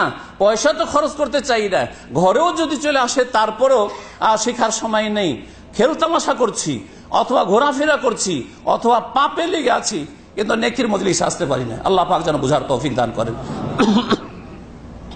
2 নম্বর বড় পাপের কথা বলবো, যেই পাপের কারণে আপনার দুনিয়া আখেরা ধ্বংস হচ্ছে, কিন্তু আপনি বুঝেন না। আপনি শরীরের ক্ষেত্রে তো খুব বুঝছেন, যার ফলে সুগার হলে ওষুধ খাওয়া শুরু করে দিচ্ছেন, অথবা আপনি খুব চেক একেবারে সুগার যে কারণে হয় সেগুলো করছেন না। প্রেশার বেড়ে যাচ্ছে, সেই জন্য আর গোস্ত খাসি গরু সব বাদ দিয়েছেন, আর চর্বিযুক্ত বাদ দিয়েছেন, খুব বুঝছেন এগুলো। কিন্তু আপনি ইসলামের ক্ষেত্রে, যে ইসলাম আপনি আল্লাহ পাকের জীবন বিধান যদি আপনি পালন করেন, তাহলে দুনিয়াও সুখী হবে, আখেরাতও সুখী হবে, আখেরাত আপনার সুখী হয়ে যাবে। সেই ক্ষেত্রে আপনি এইরকম মারাত্মক রোগ রেখেছেন, সেই রোগ হচ্ছে আল্লাহর সাথে শিরক করা। আল্লাহর সাথে শিরক, এটা হচ্ছে সবচেয়ে বড় পাপ, এটা হচ্ছে সবচেয়ে বড় পাপ। ইসলাম জানেন, মাদ্রাসা পড়েছেন, তারপরেও শিরক করেন, আরো বড় পাপ। জানলেন না, জানার গরজ করলেন না আপনি, আর শিরকের মধ্যে থেকে গেলেন। আল্লাহও দিতে পারেন, আর গৌস কুতুবরাও দিতে পারে। আল্লাহর কাছেও পাওয়া যায়, রোগ ভালো করেন, আর গৌস কুতুবদেরকে আল্লাহ এরকম অসাধারণ ক্ষমতা দিয়ে রেখেছেন। আল্লাহও ছেলে মেয়ে দেন, আর গৌস কুতুবরাও দেন। সুতরাং খাজা বাবার কাছে গেলে আর শাহজালালে গেলে, আটরসিতে গেলে, সেখান থেকে মানুষ খালি হাতে ফিরে আসে না। এইরকম শিরকি কুফরি আকীদা নিয়ে যদি মারা যান, কোনোদিন আপনার কল্যাণ হবে না, চিরকাল জাহান্নামে থাকবেন, এবং দুনিয়ায় আল্লাহ পাকের গজব হইতে আছে, ক্রোধ হইতে আছে। নবী করিম সাল্লাল্লাহু আলাইহি ওয়াসাল্লাম বললেন, আকবরুল কাবায়ের আলা ওয়ানাব্বিউকুম বিআকবারিল কাবায়ের, তোমাদেরকে সবচেয়ে বড় গুনাহ সম্পর্কে জানিয়ে দেব কি? সহিহ বুখারীর হাদিস। সবচেয়ে বড় গুনাহ, আকবরুল কাবিরা গুনাহের মধ্যে সবচেয়ে বড় কাবিরা গুনাহ জানিয়ে দেব কি? কালু বালা ইয়া রাসূলুল্লাহ। সাহাবারা বললেন যে অবশ্যই বলে দেন আমাদেরকে, যাতে করে সতর্ক হই। নবী করিম বললেন, আল ইশরাকু বিল্লাহ, আল্লাহর সাথে কি করা? শিরিক করা। আল্লাহর সত্তায়, আল্লাহর গুণে, অথবা আল্লাহ পাকের কাজে, অথবা আল্লাহ পাকের ইবাদত বন্দেগীতে, ভালো করে শুনে রাখেন, শুধু আপনি শিরিক করেন আল্লাহর সত্তায়, মানে আল্লাহ দুই না, আল্লাহ এক। জাতের ক্ষেত্রে আল্লাহ এক, কাজে আল্লাহও যা দিতে পারেন, আল্লাহর আউলিয়াও দিতে পারেন, কাজেও শরীক। ইবাদত বন্দেগীতে দোয়া, আল্লাহর কাছেও দোয়া, আল্লাহকেও ডাকেন, আর গৌসকে বলেন গৌস বাবা মাদাদ, হ্যাঁ, খাজা বাবা মাদাদ, হ্যাঁ, ইত্যাদি। তাহলে আল্লাহকেও দেন আপনি ইবাদত আপনার, আর গায়রুল্লাহকে আপনি দেন। আল্লাহর জন্য কোরবানি করেন কোরবানির সময়, আর যখন ওরস আসে তখন খাসি মোরগ জবাই করেন, আর গরু জবাই করেন বাবার সন্তুষ্টির জন্য। বাবা খুশি হয়ে যাবে, মনস্কামনা পূরণ হবে। আল্লাহর সাথে বড় শিরক করলেন, কোনোদিন আপনার নাজাত নেই, সবচেয়ে বড় অপরাধ। এইভাবে এক এক করে যদি বলা হয়, বহু গুনাহ রয়েছে মুসলিম সমাজে। 2-4টি গুনাহ আপনাদেরকে শুধু গনিয়ে দিই, কারণ দলিল বলতে গেলে সময় বেশি হয়ে যাচ্ছে, আর আমার যে সময়, সেই সময় মোটামুটি আমি যেটা মনে করি আমি পুরা করে ফেলেছি। শিরকের পরে ধর্মের নাম, কিছু পাপ হয় ধর্মের নামে, আর কিছু পাপ হয় ধর্মের নামে নয়। যেই পাপগুলিকে যে পাপ করে সেও পাপ মনে করে, বুঝলেন কথা? যারা শিরিক করে সেটাকে পাপ মনে করে করে না ভালো মনে করে করে? ভালো মনে করে করে। যারা বিদাত করে, এই বিদাতি কাজটাকে পাপ মনে করে করে না ভালো মনে করে করে? এই দুটো পাপ, তাহলে ভালো করে মনে রাখেন, দুটো পাপ।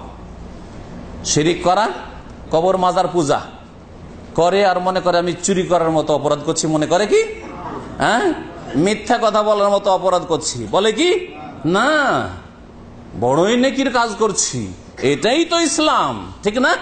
জি, মিলাদ করে, নামাই তো পড়ে, হ্যাঁ, আর জন্মবার্ষিকী পালন করে, নিজের ছেলের নিজের বিবাহ দিবস পালন করে, হ্যাঁ, এগুলো ভালো কাজ করছি, কোন মন্দ কাজ করছি, ঠিক না?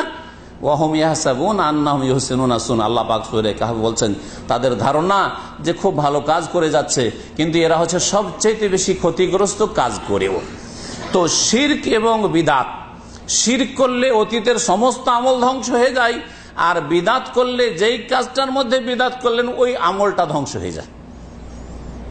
যেমন একটা লোক হজ করে গেল, আর তার আগে বহু নামাজ পড়েছে, বহু রোজা রেখেছে, আর যাওয়ার পরে চলে গেল 18 শীতে অথবা কোনো মাজারে গিয়ে বাবার জন্য একটা, বাবার সন্তুষ্টির জন্য একটা খাসি মরু জবাই করলো, বা বাবার কাছে চাইলো যে বাবা গো তুমি আমার এই মনের কামনা বাসনা পূরণ করো, এক কথায়, বা সিজদা করলো, কবরকে সিজদা করলো, জিন্দা মুর্দাকে সিজদা করলো।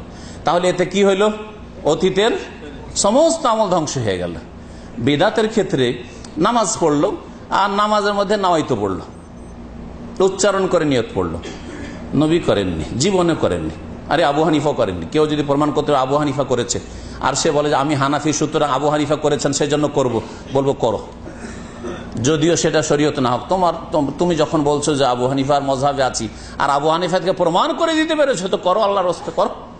কিন্তু আবু হানিফা থেকে কিয়ামত পর্যন্ত সময় দিলেও পারবেন না আপনি প্রমাণ করতে। হ্যাঁ, 4 ইমাম আবু হানিফা, শাফি, মালিক, আহমদ, তারা কোরআন সুন্নাহর অনুসারী ছিলেন, তারা এই সব বিদাত পন্থী ছিলেন না যে নামাইতো বাড়াইবেন, হ্যাঁ, আর ইফতারে তুমি হাজাল ইমাম বাড়াইবেন, আর যাই নামাজের দোয়া বাড়াবেন, এগুলো কাজ করেন না। আবু হানিফা করেছেন না, শাফি করেছেন না, মালিক করেছেন, আহমদ করেছেন, কেউ করেন এগুলো। এই বিদাতগুলি, এই ছোটখাটো, এই যে টুটকিয়া ফাটকিয়া আমাদের দেশে কি বলে, হ্যাঁ, ছোটখাটো যে হুজুর গুলো, মোল্লা গুলো রয়েছে, এরাই জাতিকে বরবাদ করেছে, এরাই বড় বড় মুফতি সেজে বসে আছে, আর এরাই জাতিকে মিসগাইড করেছে। তো যেই নামাজটিতে আপনি একটা বিদাত করলেন, সেই নামাজটা আপনার কি হয়ে গেল? নষ্ট হয়ে গেল। ওই নামাজটা নষ্ট হয়ে গেল। কোন নামাজে আপনি বিদাত করেন, ওই নামাজটা ঠিক আছে। এই দুটো ধর্মের নামে গুনাহ হয়, কিন্তু মানুষ টের পায় না। আর 3 নম্বর কাবিরা গুনাহ হচ্ছে ফরজ ছাড়া, যে কোনো ফরজ ছাড়া, ফরজের ক্ষেত্রে একটা বললাম। আর এইরকমই আপনার জীবনে এলমের ফরজের পরে প্রতিদিনের 5 ওয়াক্ত নামাজ ফরজ, 5 ওয়াক্ত নামাজের যদি একটি নামাজ আপনি ছেড়ে দেন, তাহলে আপনি সবচেয়ে বড় অপরাধ করলেন। শিরকের পরে সবচেয়ে বড় অপরাধ করলেন। অনেক ওলামারা বলেছেন যে শিরক যে করে, দুর্গাকে সেজদা করে বা দরগাকে সেজদা করে, আর একটা হলো নামাজ পড়ে না, দুইজনের সমান অপরাধী, শিরকের সমতুল্য গুনাহ। আল্লামা ইবনে উসাইমিন রাহমাতুল্লাহ এই কথাই বলেছেন তার হুকম তারিকুস সালাতে, যে বেনামাজি মুশরিকের সমান অপরাধ করে। যে নামাজ পড়ে না সেই ব্যক্তি মুশরিকের সমান অপরাধ করে। সুতরাং কোন ফরজ জীবনে আপনি ছাড়বেন না। আল্লাহ 5 ওয়াক্ত নামাজ ফরজ করেছেন, নামাজ ফরজ ছাড়বেন না। রমজান মাসে রোজার দিন বড় হইলেও আজকাল যেমন বড় দিন, রোজা ছাড়বেন না। জাকাত আল্লাহ ফরজ করে, জাকাতের ক্ষেত্রে কোন রকমের ঘাটতি করবেন না। আপনার আল্লাহ হজ ফরজ করে সৌদি আরব এসেছেন, জীবনে একটা হজ ফরজ, তাড়াতাড়ি করে হজটা করে নেন, কখন এক্সিট লেগে যেতে পারে। সুতরাং এই ফরজ আপনার ছুটে থেকে যাবে। এইভাবে অনেকে নামাজ পড়েন কিন্তু জামাতে নামাজ পড়েন না। জামাতে নামাজ পড়া ওয়াজিব না সুন্নাত? ওয়াজিব না সুন্নাত বলেন? ওয়াজিব। যদি ইখতিলাফ আছে ওলামাদের, এই ক্ষেত্রে ইখতিলাফ আছে। আগের যেগুলো ওগুলোর ক্ষেত্রে দ্বিমত নেই। শিরিক চলবে না, বেদাত চলবে না, তারপরে নামাজ ছাড়া চলবে না, এগুলোর ক্ষেত্রে দ্বিমত নেই। কিন্তু কথা হচ্ছে যে জামাত ফরজ না সুন্নাতে মুআক্কাদ ইখতিলাফ থাকলেও সঠিক দলিল ভিত্তিক মত হচ্ছে যে জামাতে নামাজ পড়া ওয়াজিব, আর ওয়াজিবই হচ্ছে ফরজ। সুতরাং কেউ যদি নামাজ পড়েন ঘরে জামাত ছেড়ে ছেড়ে, তাহলে সেই ক্ষেত্রে আপনি নামাজ কবুল হইলেও, টাইমে পড়ছেন হয়তো, নামাজ কবুল হইলেও, ফরজ আদায় হইলেও আপনি কাবিরা গুনাহ করছেন, প্রতিদিন কাবিরা গুনাহ। যে কয়টা জামাত ছাড়ছেন কাবিরা গুনাহ করছেন আপনি।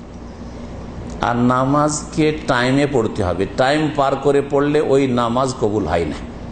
বোঝা গেছে? একমাত্র কোন ক্ষেত্রে কবুল হয় জানেন? আমাদের দেশের মানুষ এসব বুঝে না, শখ করে কাজা করে। হাটে বাজারে গিয়েছে, দোষ বন্ধু নিয়ে ঘুরছে, একটু গল্প স্বল্প করছে, আমোদ ফুর্তি করছে, খাওয়া দাওয়া করছে, পরে নামাজ কাজা, বা শুয়ে আছে, সূর্য ওঠার পরে পড়ে নিল, দৈনিক এরকম করছে, মনে করে যে কবুল হয়। এভাবে কবুল হয় না।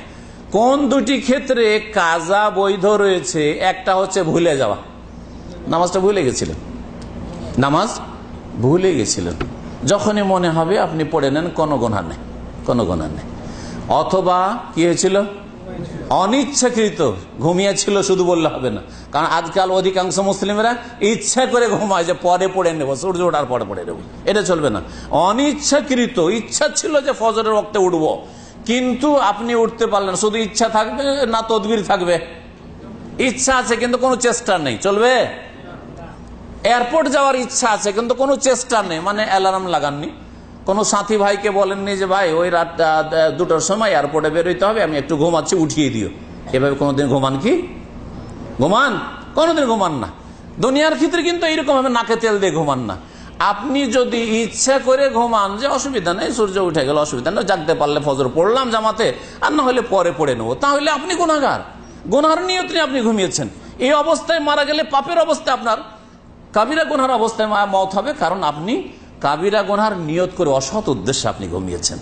তাহলে আপনি অনিচ্ছাকৃত, চেষ্টা ছিল, নিয়ত ছিল উঠবো, আর অ্যালার্মও লাগিয়ে রেখেছি, কিন্তু কখন বন্ধ করেছি জানি না, এটা ভালো মানুষের হইতে পারে, তাহলে আপনি এই ক্ষেত্রে মাপ পাবেন। প্রিয় নবী মুহাম্মদ রাসূলুল্লাহ সাল্লাল্লাহু আলাইহি ওয়াসাল্লাম বলছেন, মান নামা আন সালাতিন, কেউ যদি নামাজের সময় অনিচ্ছাকৃত ঘুমিয়ে থাকে, ইচ্ছা করে ঘুমানো না, আর আও নাসিয়াহা, অথবা ভুলে গিয়ে থাকে, ফালিউসাল্লিহা ইযা যাকারাহা, যখনই তার স্মরণ আসবে, মনে আসবে, তখন যেন সেই নামাজটা পড়ে নেই। ফাইন্না যালিকা ওয়াক্তুহা, কারণ এটাই তার হচ্ছে সময়। তাহলে এমন ঘুম এসছে ক্লান্ত অবস্থায়, আর কখন অ্যালার্ম বেজেছে খবরই রাখেন না, কেউ জাগাবারও হয়নি, আর সকাল 9টা হয়ে গেছে, ফজরের নামাজ, কোনো গুনাহ হবে না অনিচ্ছাকৃত হইলে। আর ইচ্ছা করে যদি শুয়ে থাকেন আর সূর্য উঠিয়ে দিলেন, আপনি সূর্য উঠিয়ে দিলেন, টাইম চলে গেল, সেই নামাজ সঠিক মতে কবুল হবে না, কারণ নামাজটা হচ্ছে তার সময়ের বাইরে। যেমন কুরবানি, আজকে যদি কুরবানি দেন, 1 লাখ টাকার একটা গরু জবাই করেন, আজকের দিনে কুরবানি কবুল হবে? কেন হবে না? আজকে না, 14 জিলহজ, জিলহজ মাসের 14 তারিখে যদি কুরবানি দেন, হবে? হবে না। 13 তারিখে মাগরিব পরে যদি কুরবানি দেন, কুরবানি হবে? কেন হবে না? এই মাসলা বুঝতে পারছেন? টাইম পার হয়ে গেছে। কোরবানি দেওয়ার দিন হচ্ছে 10 তারিখ জিলহজ, 10 তারিখ, 11, 12, 13 মাগরিব পর্যন্ত, তারপরে কুরবানি হবে না। এই মাসলা জানা আছে, আর নামাজের মশলাটা জানা থাকলো না, যে নামাজের আল্লাহ টাইম টেবিল বেঁধে দিয়েছেন, শুরু এই সময়, শেষ এই সময়, আগেও নামাজ হবে না আর পরেও নামাজ হবে না। আজান হয় ফজরের আজকাল কত বলেন? 4:40-42, হ্যাঁ 45, তো 4:45, আপনি যদি 4টার সময় ফজর নামাজ পড়েন, হবে? সময়ের আগেও ফজর নামাজ হবে না। সূর্য ওঠার পরে যদি ফজর নামাজ পড়েন, ওই রকমই নামাজ হবে না। ভালো করে শুনে রাখেন। কিন্তু এইসব কথা আমাদের দেশে শেখানো হয় না। শিরিক শেখানো হয়, বিদআত শেখানো হয়, ভেজাল ইসলাম শেখানো হয়। কিন্তু আপনার যাতে করে ঈমান আমলের হেফাজত হয়, আপনার ইসলামের হেফাজত হয়, আপনার জান্নাতে যাওয়ার আপনার যেন নিরাপত্তা হাসিল হয়, নিশ্চয়তা হাসিল হয়, এই সব কথা শেখানো হয় না। নামাজ পড়ছেন সারা জিন্দগি, ফজর নামাজ সূর্য ওঠার পরে।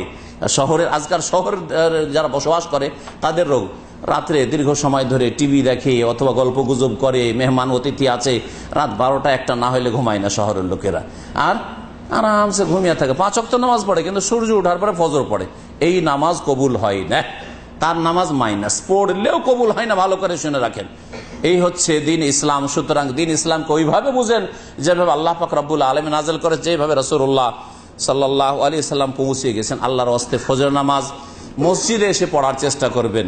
আশা করি আজকে ইনশাআল্লাহ তাআলা যেইভাবে আপনারা মসজিদ ভর্তি করেছেন এখানে দিনের কথা শোনার জন্য, এর চাইতে গুরুত্ব দিয়ে ফজর নামাজে হাজির হবেন। একটু হাত ওঠান তো যে ফজর নামাজে হাজির হবেন। জাযাকুমুল্লাহ খায়র। আল্লাহ পাক যেন এই দোয়া কবুল করেন, আর এটা যেন আপনাদের অন্তরের ভাষা হয়, শুধু হাতের ভাষা না হয়, হাত উঠানো ভাষা, অথবা মুখের ভাষা না হয়, অন্তরের সংকল্প হয়, এবং আল্লাহ পাক যেন সাদরে গ্রহণ করেন, 5 ওয়াক্ত নামাজ যদি পড়ে দিতে পারেন, তার জীবনে কামিয়াব হয়ে গেছেন। আল্লাহ পাক রব্বুল যেন আমাদেরকে সকলকে কামিয়াব করেন। যেসব গুনাহ মুসলিম সমাজে ছড়িয়ে আছে তার একটি হচ্ছে ফিল্ম দেখা আর নোংরা ছবি দেখা, মহিলাদের ছবি, উলঙ্গ অর্ধ উলঙ্গ ছবি দেখা, এসব হারাম, এসব হারাম। যেসব ছবি দেখে চরিত্র নষ্ট হয়, যেসব ছবি দেখার পরে আপনার উত্তেজনা বাড়ে, যার ফলে আপনি যখন আপনার স্ত্রীকে পাশে না পাবেন তখন হারামে লিপ্ত হওয়ার খুব আশঙ্কা রয়েছে। হয় সমকামিতায় লিপ্ত, না হয় জেনায় লিপ্ত, কিছুই সুযোগ না পেলে হস্তমৈথনে লিপ্ত, সবগুলি গুনার কাজ, সবগুলি গুনার কাজ। সুতরাং আল্লাহর হস্তে সমস্ত রকমের ফিল্ম দেখা বাদ দেন, এবং যেই সময়টা এইসব পাপে লাগাচ্ছিলেন আজকে থেকে আল্লাহর হস্তে কোরআন শিখায় লাগান। এর চাইতে ভালো কাজ কিছু নেই। সবচেয়ে উত্তম কথা কি? খায়রুল কালামে কালামুল্লাহ। সবচেয়ে উত্তম কথা হচ্ছে আল্লাহ পাকের কালাম, আল্লাহ পাকের কোরআনে কারীমের কথা। সুতরাং কোরআনে কারীম তেলাওয়াত করেন। আমরা যারা ইন্টারনেট নাড়াচাড়া করেন, ইউটিউব অথবা ফেসবুক, দিনে 2 ঘন্টা 4 ঘন্টা বলতে পারবেন যে কত ঘন্টা এগুলো নিয়ে ব্যস্ত থাকে। অথচ ওই ভাইকে যদি বলা হয় যে আল্লাহর হস্তে বেশি না 20 মিনিট 25 মিনিট প্রতিদিন একটু কোরআনের পিছনে সময় দেন, কত সুন্দর হয়ে যাবে আপনার কোরআন। কোরআনের তেলাওয়াত সুন্দর হয়ে যাবে, কোরআনের অর্থ জানাটা আপনার সুন্দর হয়ে যাবে, কোরআনের প্রতি আপনার মহব্বত বাড়বে, আগ্রহ বাড়বে, কোরআনের প্রতি আমল করা বাড়বে, কোরআনে কারীম সম্পর্কে আল্লাহ পাকের সম্বোধন সম্পর্কে আপনি জানবেন, আপনার ঈমান আমল সুন্দর হবে, দুনিয়া আখেরাত সবটাই সুন্দর হবে, আপনার বাড়িতে বরকত হবে। যেখানে থাকবেন আর কোরআন তেলাওয়াত হবে সেখানে শয়তান বাস করতে পারবে না, শয়তান বাস করতে পারবে না। হ্যাঁ, সেখানে রহমতের ফেরেশতারা চারিদিক থেকে ঘেরবে। কত যে দুনিয়ার লাভ রয়েছে আর কত যে আপনার আখিরাতের লাভ রয়েছে। সুতরাং এইসব ফিল্মে আর এসব ইন্টারনেটে অনর্থক সময় নষ্ট না করে আল্লাহর হস্তে কোরআনে কারীম এবং রাসূলুল্লাহ সাল্লাল্লাহু আলাইহি ওয়াসাল্লামের হাদিসের পেছনে এবং এই জ্ঞান অর্জনে আপনি মেহনত করেন, সময় লাগাবার চেষ্টা করেন। আল্লাহ পাক যেন আপনাদেরকে নেক আমলে অগ্রগামী হওয়ার তৌফিক দান করেন। গান বাজনা শোনা থেকে বেঁচে থাকবেন। গান বাজনা শোনা সাগীরা গুনাহ নয়, কাবীরা গুনাহ, কাবীরা গুনাহ। সুতরাং গান বাজনা আর মিউজিক এইসব শোনা থেকে বেঁচে থাকবেন। আজকালকার একটি ব্যাপক আকার ধারণ করা ব্যাধি হচ্ছে বা পাপ হচ্ছে প্রেম করা। এমন কোন স্কুল কলেজের যুবক যুবতী নেই যে প্রেমে লিপ্ত না, ইল্লা মান রাহিমাল্লাহ। তবে আল্লাহ যদি কারো রহম করে, শত করে একটাও বেঁচে নাই মনে হচ্ছে। এমন প্রেমের বাজার গরম হয়েছে কলেজ ইউনিভার্সিটিতে আর হাই স্কুল থেকে শুরু হয়। আল্লাহ পাক হেফাজত করেন মুসলিম সমাজের। সুতরাং আপনি নিজের আখলাক চরিত্রের হেফাজতের জন্য, আপনার আখিরাতকে সুন্দর করার জন্য, আপনার জান্নাত লাভ করার জন্য যে নাহান নাফস আনিল হাওয়া, কুপ্রবৃত্তি থেকে নিজেকে বিরত রাখতে হবে। আল্লাহর সামনে দাঁড়ানোকে ভয় করতে হবে। সেই দিন আল্লাহর সামনে যখন দাঁড়াবেন আর অপদস্থ হইতে হবে যে তুই অমুকের মেয়ের সাথে কি করেছিলি, ওইটা একটু শোনা এখানে, আর হাসরের মাঠে লোকেরা শুনুক। কি অবস্থা আপনার হবে বলুন তো দেখি। এই কথাগুলো একটু স্মরণ করবেন যাতে করে সংশোধন হয়। ভুল করে যদি একটা নাম্বার চলে আসে কোনো দেশ থেকে আর মহিলার আওয়াজ হয়, আর মহিলা হয়তো ভুল করে দুঃখিত বেচারা কেটে দিয়েছে, আর তাকে এত পেরেশান করা শুরু হয়েছে যে নাম্বার চেঞ্জ করতে বাধ্য হয়েছে। যদি ভালো মহিলা হয়, আর যদি ইমানের দিক থেকে দুর্বল হয় তো প্রেম শুরু হয়ে গেল, দুই দিক থেকে প্রেম শুরু হয়ে গেল। স্ত্রীকে বাদ দিয়ে, ছেলে মেয়েকে বাদ দিয়ে ওকেই বিয়ে করবো লেগে উঠে পড়ে লাগলো, ওকেই বিয়ে করবে। আউযুবিল্লাহ, আউযুবিল্লাহ। এরকম কত ঘটনা আমাদের কাছে আসছে। হ্যাঁ, বাংলাদেশের পরিবেশে একটা ইসলামিক মোটামুটি পরিবেশ রয়েছে, সেখানকার মেয়ে পছন্দ হয় না। পাকিস্তানের মতো দেশে ইসলামের একটা পরিবেশ মোটামুটি রয়েছে, সেখানকার মেয়ে পছন্দ হয় না। আমার স্ত্রী ভালো না, একজন লোক বলছে আমার স্ত্রী ভালো না। অনেক দেশেরই গল্প এরকম আমার কাছে আছে, যারা বলছে আমাকে এসে যে শেখ আমি বিয়ে করবো। কোথায় বিয়ে করবেন? একজন বলছে অস্ট্রেলিয়া বিয়ে করবো, আরেকজন বলছে যে আমি মালয়েশিয়া বিয়ে করবো। মানে কেন? বলছে আমার স্ত্রী চেয়ে তো ওইটা খুব ভালো। কি করে যোগাযোগ হলো? বলছে ওই ইন্টারনেটে যোগাযোগ হয়েছে, অথবা ভুল করে টেলিফোন করেছিল, যোগাযোগ হয়েছে, তারপরে যোগাযোগ হয়েছে। আমি বললাম যে যেই মেয়েটি তোমার সাথে প্রেম আলাপ করতে পারে টেলিফোনে, ইন্টারনেটে ফেসবুকে তোমার সাথে অবৈধ সম্পর্ক করতে পারে, কি নিশ্চয়তা আছে যে তোমার আগে আরো বহু এরকম স্বীকার করেনি? হ্যাঁ, আর এইরকম চরিত্রহীনতার তার প্রমাণ হয়নি? কি করে আপনি নিশ্চিত হচ্ছেন আপনার স্ত্রীটা আর ভালো লাগে না? কারণ প্রেমের রোগ আপনাকে ধরে নিয়েছে, আপনি ব্যাধিগ্রস্ত, আপনার কলবে শাহওয়াতের ব্যাধি হয়ে গেছে, আল্লাহ পাক যেন হেফাজত করেন, আল্লাহ পাক বেঁচে থাকার তৌফিক দান করেন। যেসব মুসলিম সমাজে পাপ চলছে তার একটি পাপ হচ্ছে ধূমপান করা, বিড়ি সিগারেট জর্দা খাওয়া, এসবগুলি হারাম। আল্লাহর হস্তে যারা ধূমপান করছেন ছেড়ে দেন হারাম জিনিস, যারা জর্দা দেওয়া পান খাচ্ছেন আল্লাহর হস্তে ছেড়ে দেন। তামাক জাতীয় যত কিছু রয়েছে হারাম। যারা গুল ব্যবহার করে গুল দিয়ে দাঁত সাফ করছেন, মনে করছেন যে এটা আমার হচ্ছে পাউডারের মতো, আপনি মনে করছেন না পাউডার না, এটা হারাম জিনিস। সুতরাং তামাক জাতীয় কোনো কিছু ব্যবহার করবেন না, সবগুলি হারাম। আর এইরকমই যেসব মুসলিম সমাজে পাপ ছড়িয়ে রয়েছে তার একটি পাপ হচ্ছে, এমন আজকাল হাজারে হয়তো একটি লোক খুঁজে পাওয়া মুশকিল, তা হচ্ছে টাকনার নিচে কাপড়। প্যান্ট পরলে টাকনার নিচে কাপড়, এমনকি জুব্বা পরলেও একবারে ঢেকে একবারে ঝাড়ু দিয়ে যেতে হবে। ওমর রাদিয়াল্লাহু তাআলা আনহু শেষ অবস্থায় শরবত দেওয়া হচ্ছে, বেরিয়ে চলে যাচ্ছে, এমন ভাবে মারাত্মকভাবে তিনি যখন আহত হয়েছেন, ফজর নামাজে ওই অগ্নিপূজক মজুসী আক্রমণ করেছে, যে পরীক্ষা করে দেখা হলো যে একটু শরবত দিন না, পেট বেরিয়ে চলে যাচ্ছে, থাকে না, আর বাঁচবেন না। সেই সময় সবাই দেখতে এসছে, এক নজর দেখি, আমিরুল মোমিনকে একবার করে দেখে আসি, একটু করে দেখে আসি। তো একটা যুবক ছেলে এসেছে, যুবক ছেলে এখন নতুন, হয়তো 14 বছর 18 বছর বয়স। সেই ছেলেটির টাকনার নিচে কাপড়, পানার যে টাকনা আছে টাকনা ঢাকা। ওমর রাদিয়াল্লাহু তাআলা সেই সময় এই যুবককে উপদেশ দিতে ভুললেন না। এই সময়টায় মানুষ নিজেকে নিয়ে ব্যস্ত থাকে, যদি ইমানদার হয় যে আমার কি হবে, এই সময় ব্যস্ত থাকে যে আমার স্ত্রীর কি হবে, আমার ছেলেমেয়ের কি হবে, আমার মালধনের কি হবে, আমার হিসাব নিকাশের কি হবে, এইগুলো নিয়ে ব্যস্ত থাকে, যে একটু কিছু শেষখানে বলে দিই কার কাছে কি পাওনা দাওনা আছে, এইসব করি। ওইসব না, ওই যুবক ছেলেটি দেখা করে চলে যাচ্ছে, তখন বলছেন আমিরুল মুমিনিন, রুদ্দু আলাইয়া হাযাল গোলাম, এই বালকটিকে আমার কাছে একটু ফিরিয়ে নিয়ে এসো, কাছে নিয়ে এসো, কারণ আমার আওয়াজ অত জোরে আর হয় না, নিয়ে আসো। কাছে আসলো ছেলেটি, যুবক ছেলেটি। বললেন তিনি যে ইয়া গোলাম, হে বৎস, ইরফা সাওবাক, তোমার কাপড়টা একটু উঠিয়ে পড়ো, টাকনার উপরে কাপড় পরো। কেন? ফাইন্নাহু আনকা লিসাওবিকা ওয়া আতকা লিরাব্বিকা, এতে তোমার কাপড়টা পরিষ্কার পরিচ্ছন্ন থাকবে ময়লা আবর্জনা থেকে, ও আতকালে রব্বেক, আর তুমি তোমার প্রতিপালক রবকে অধিক ভয় করবে, অধিক তাকওয়া অর্জন করতে পারবে। আর যারা মুত্তাকি আল্লাহ ভীরু তাকওয়া অর্জনকারী তাদের জন্য আল্লাহ জান্নাতকে বরাদ্দ করেছেন।